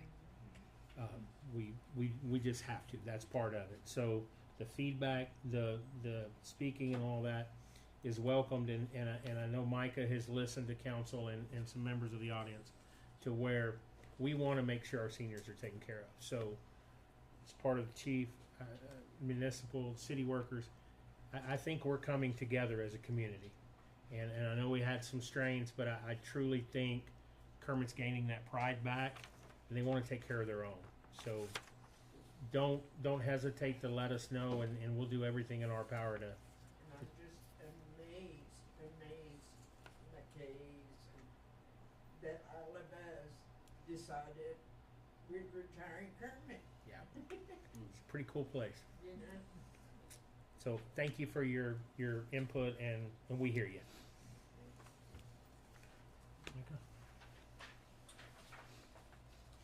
On page 11, this is other revenues and recommended charges. Basically, this will again be on the one of the ordinances that'll be for your consideration at the public hearing to change a couple of other things in our fee schedule. Really, long term, the city, in my opinion, ought to consider writing a special event ordinance that would cover a whole host of things. But right now, there are a couple of different things that are called out specifically, those being parades and carnivals. Right now, we charge just $25 for that permit, and that's it. That I'm recommending that we increase that to $50, and then also allow the chief of police, with approval of the city manager, to look at and assess hourly rates for personnel and equipment, if necessary, to maintain public safety. Certainly, there can be all kinds of different special events that can occur without the provision of police officers and roadblocks and so on. But if we're going to have in city ordinance to charge permit fees for these kinds of things, we also need to have an ordinance, the provision to provide for the equipment and manpower to support those events. So that's the recommended language there. On our licensing of dog, cats, and ferrets, I don't know if this was just perhaps an oversight, but right now we only charge fees with regard to unneutered. I'm adding spade to that to try and help control our population, but there's no change in the fees recommended. For recreational RV parks, our licenses for these parks have not been increased in a little while. I'm recommending a $50 increase for the small ones and then $100 increases across the board all the way up.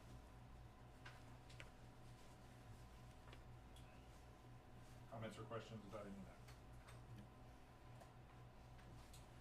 Personnel and Team Kermit.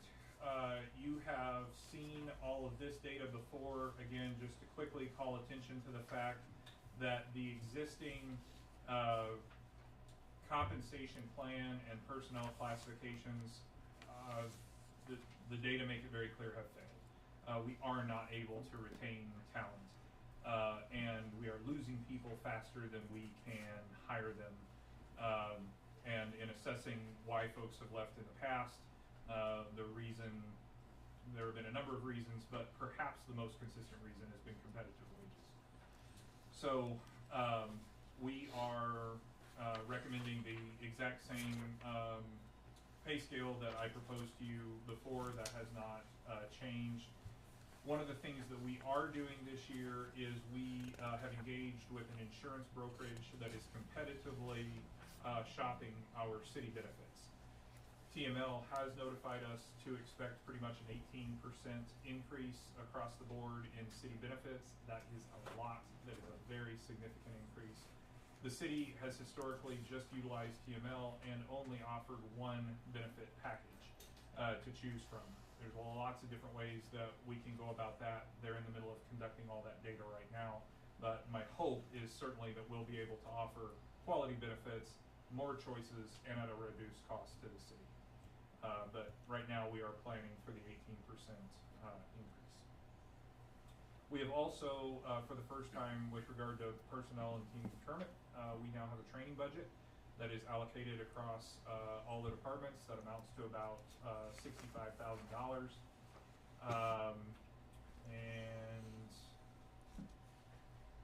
The other thing that I'll really highlight about that $5.2 million, that is a fully burdened, fully staffed personnel cost, and also including an approximately 10% overtime allocation as well. So it is a worst case, best case scenario if our organization was to be fully staffed and engage in overtime activities to sustain city services.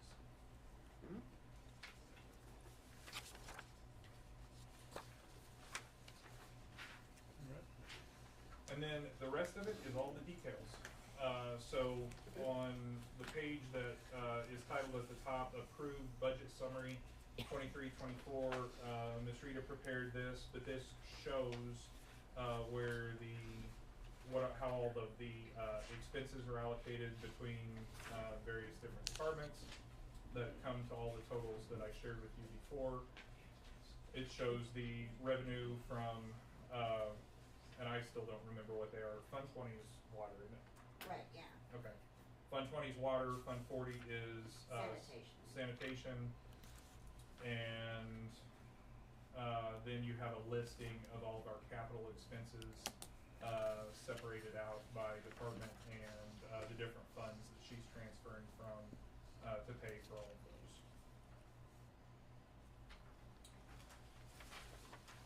And that is your proposed budget.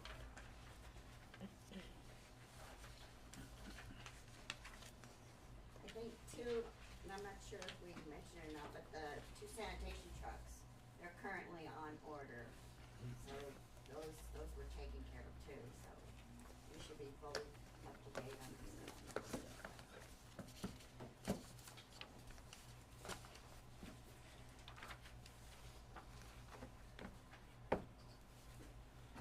While it's not the best in the world, it is absolutely better than bankruptcy.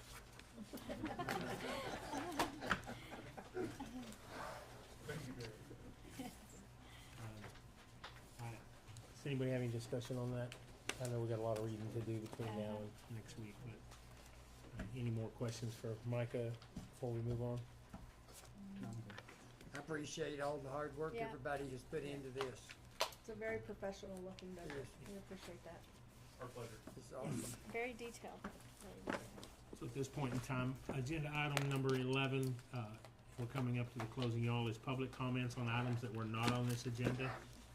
And so what this opportunity is right now is if there's anything, anybody in the group would like to discuss that was not on the agenda, we can let you speak now. I don't believe we can take any action on those items, but we can engage in conversation. Is that correct? That is correct, and we can recite policy or the standing Code. procedures for how to handle those things. We just can't take action, but certainly could put it on an agenda item to take action in the future. We have anybody that would like to? Yes, sir. Come on up. Yeah.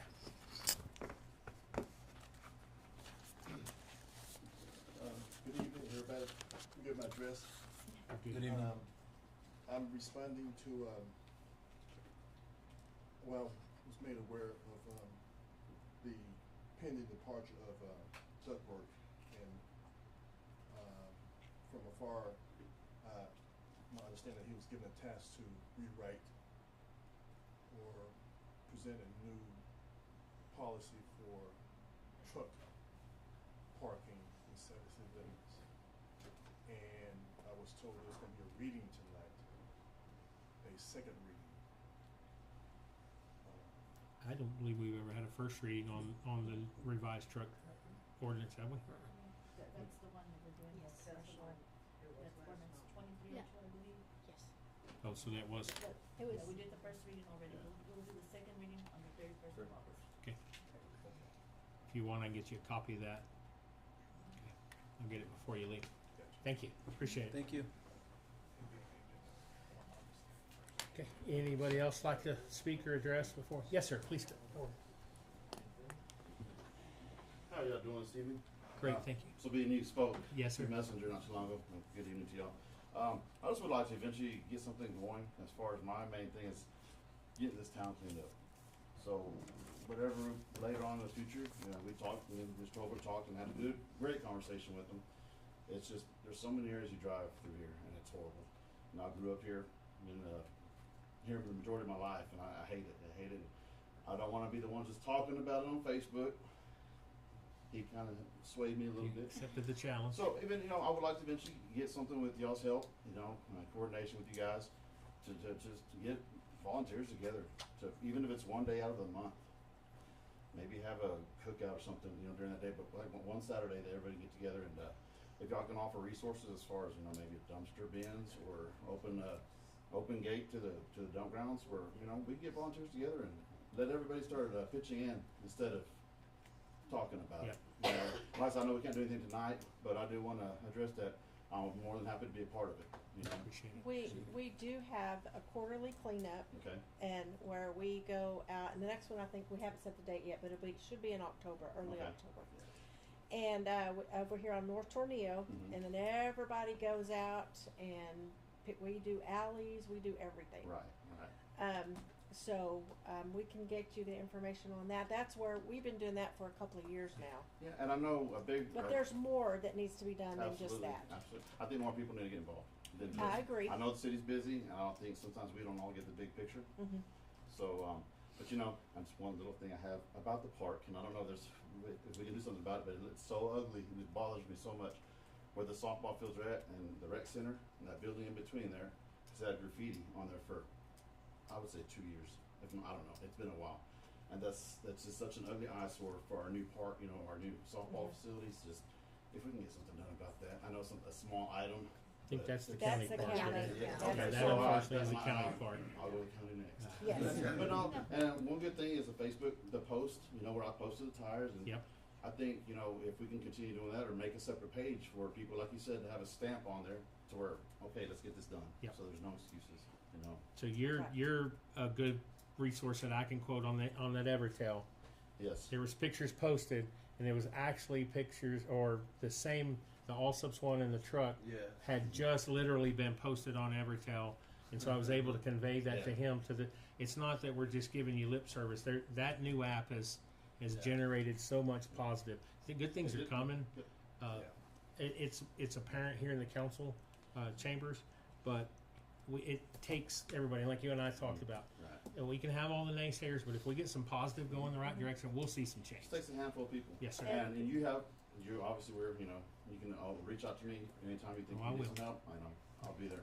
So thank you guys. Thanks so We much. could- We could also do some sort of a litter pickup. Yeah.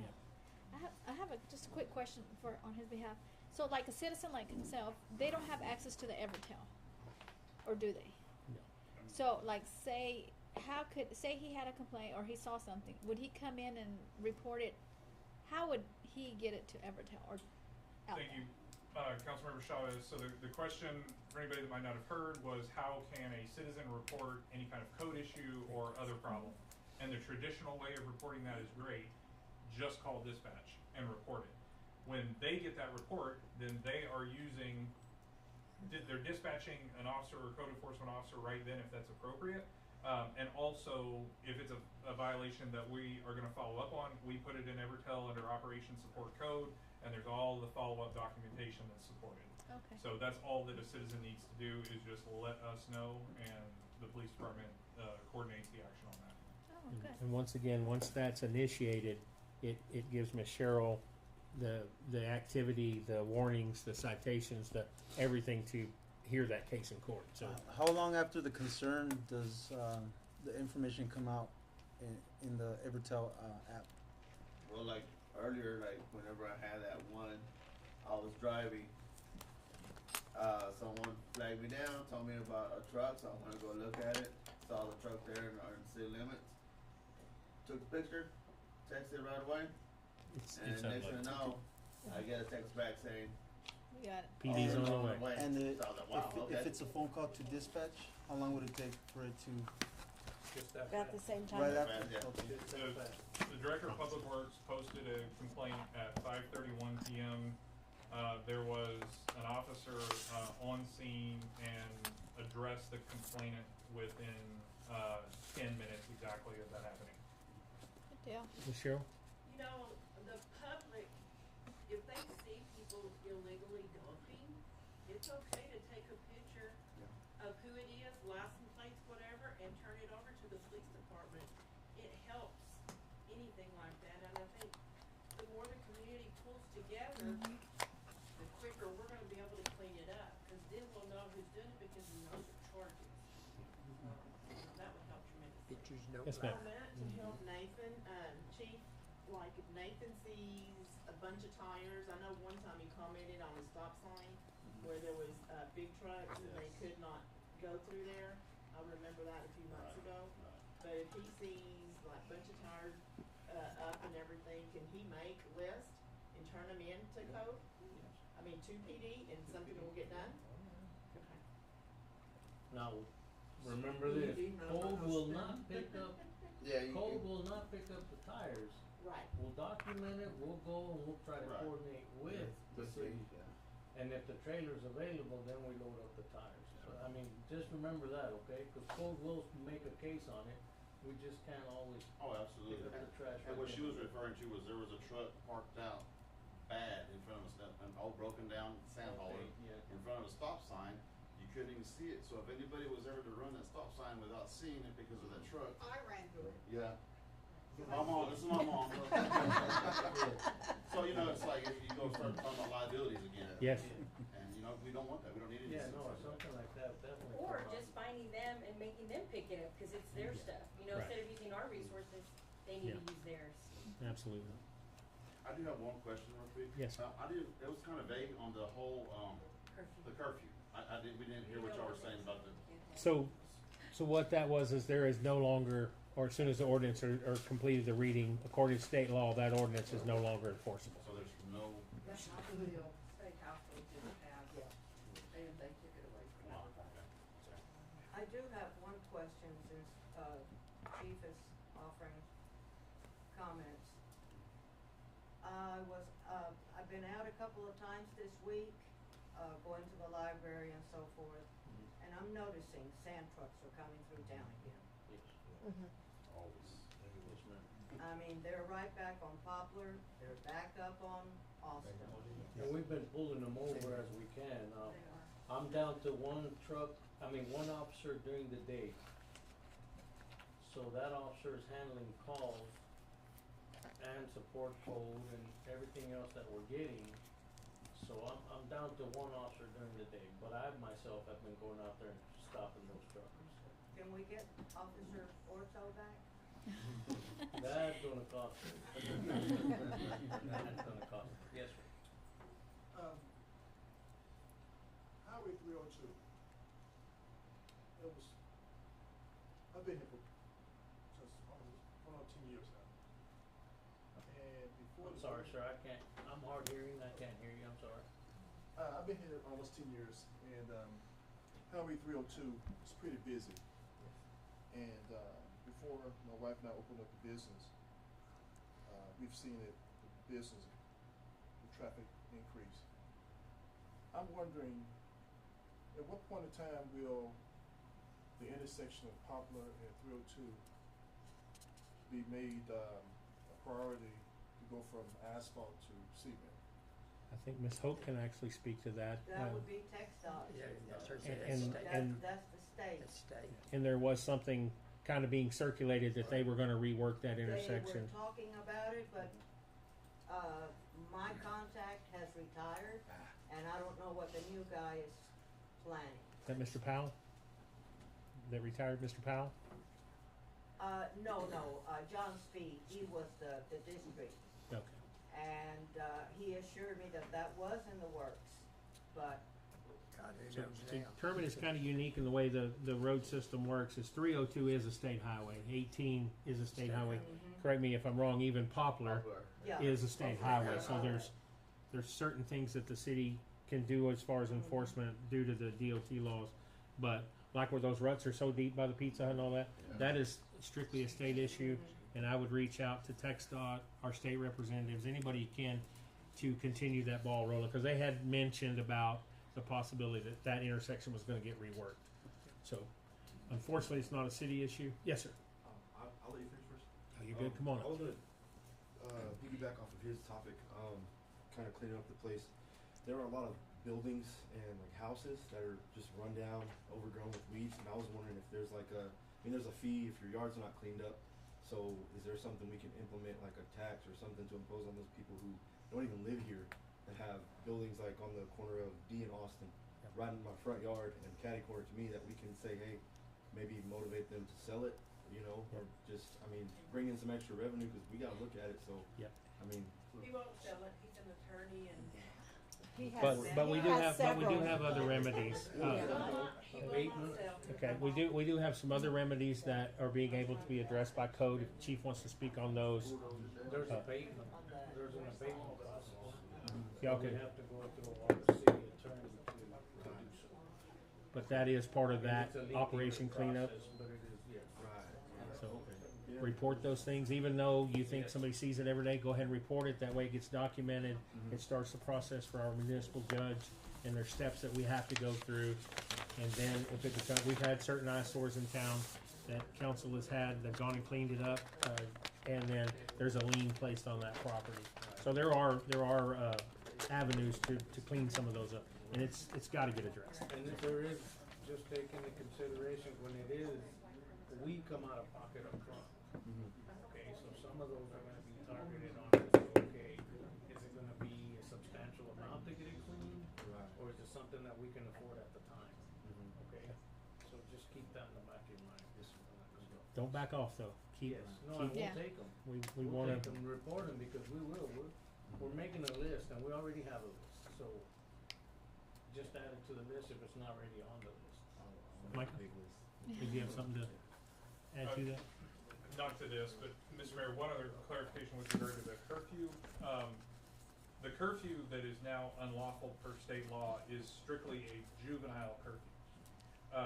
The park curfew and so forth is still able to be in effect. So I just want that to be clear, that's still there. We still have the authority to enforce that. This is just the juvenile curfew that units of local government were able to implement. We can't do it anymore. What time is that curfew for parks? So 11. Not that my kids are gonna be out, though.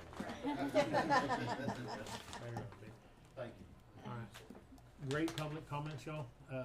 We haven't had this kind of a turnout if there wasn't something contentious going on. So, thank y'all. Yeah. Bring somebody from Bible study worked. I appreciate it. I think you'd do a lot better if you had some microphones, cause we didn't hear hardly anything. Okay, else. that's a great suggestion. Now, In the we'll be meantime, we getting can with you. speak up. Or how about Poor Daddy's next time? There you go. That's what she said. She said we should have a meeting at Poor Daddy's and eat over there. If we can get out of here in time, we can go. So our second to last item on the agenda is items from council or city manager. Any comments? Council or manager comments relating to items of public interest? Any announcements regarding local, regional, civic, or charitable events? Staff recognition? Any commendations of citizens, traffic issues? Any upcoming meetings? This is our opportunity as a council, city manager, to bring those up without it being placed on the agenda. So does anybody have anything they want to discuss? I do have one thing, but I'll leave it to close the meeting if y'all want. I have something. Yes, ma'am. I watched some officers pull over a sand hauler in front of my house like at 2 in the morning one day, and they did a phenomenal job. They had him out of the truck. I guess it was maybe a field sobriety thing, and they did a phenomenal job and telling him he cannot be in residential neighborhoods. So, good job to them. And I have a question about the cleanup, about the roads and stuff. Are we going around and getting, like, cleaning up around the curbs, or like in the business part of town? The sweeper? Not really the sweeper, but just, where some of the places the grass is growing over the curbs, so you can't tell if it's a curb or if it's grass. There's a lot of it in the residential area, but it's my understanding that the residents are supposed to take care of those. Yeah, they're supposed to But- take care of those, but we've been weed eating around the fire hydrants, around our signs, stop signs and stuff like that. We've been weed eating around that. Okay. But And we might wanna put it out there to the citizens that they have to take care of the curbs in front of their house and beside their house. I don't think that they really understand. They think because previous employees had said, well, those are our curbs, and so people quit cleaning them because, well, why am I gonna clean them if it's the city's curb? Maybe we have some more first-time offenders. We can focus that one time. Or I mean, I'm just good putting that blisters out on the there. handle. Well, Yeah. Would that's, solve some problems the as well. thing is, it's our, on some parts of the property, for the property, it is ours, but it's also maintained by the residents, the residents. Like the alley. Yeah, Right, yeah, but I yeah. don't know that the residents, A with lot all of the them are new not aware residents of in, that. yeah, they're not aware of that. A lot of people in town do not realize they're responsible for the alley. Yeah. Yeah. They think it's city Yeah. is responsible to take care of it from their fence, Mhm. over, and I heard you're it- responsible over to the midway of the Yeah, alley. I heard it was from the middle of the alley to the middle of the street Yes. in front of your house. Mhm. And I don't think a lot of our citizens They don't realize that. realize it. No, Maybe they we can don't. put that on a little public information bulletin or something. So what about the alley? Like, we clean our alley, but I actually mow the middle part that's just right behind my house. Yes, you're supposed to take care of that as well. Are we supposed to take care, I mean, whose Half of it. responsibility? Cause you have the other neighbors behind you, you know what I mean? Yeah. So I mean, like, if a code enforcer comes in, who are they gonna give a citation to? Cause they're not mowing the middle section of the alley. I think to answer that, you if didn't mow the half? So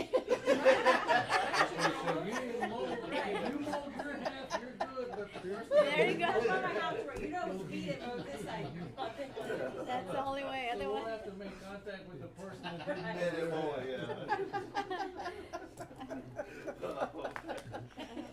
all right. Anybody else have any comments Sorry. or? Always bring it No, up. you're good. Any So, comments or I just had upcoming one events? comment. Is thank y'all for the teamwork that y'all are displaying and doing. Yes. excited. Yes. Yes, it thank shows. y'all It very makes a much. difference. Thank you Yeah. guys. I wanted to tag on to that, and I hope as we continue to move forward, some of the past hard feelings, rumors, accusations of people having personal agendas, I hope that continues to go away, because this is what Kermit's about right here. This meeting tonight is exactly what Kermit is. It's what makes people want to live here. It's what makes people want to raise their kids here, have their businesses here. It's not the back and forth and the well, he said, she said, and she's doing this and he's doing that behind her back. This is what we need, and I commend everybody, starting with Micah, and that has funneled all the way down to our newest employees. It's filtering out into the community. The citizens are starting to notice and take effect. So I'm extremely proud to be the mayor of Kermit, Texas, especially today. And I thank all of y'all. I thank all of y'all very much. I'm gonna get a little teary-eyed. Don't get turned. So we have one more item on the agenda. I'll make a motion, we adjourn. I second. We have a motion and a second to adjourn.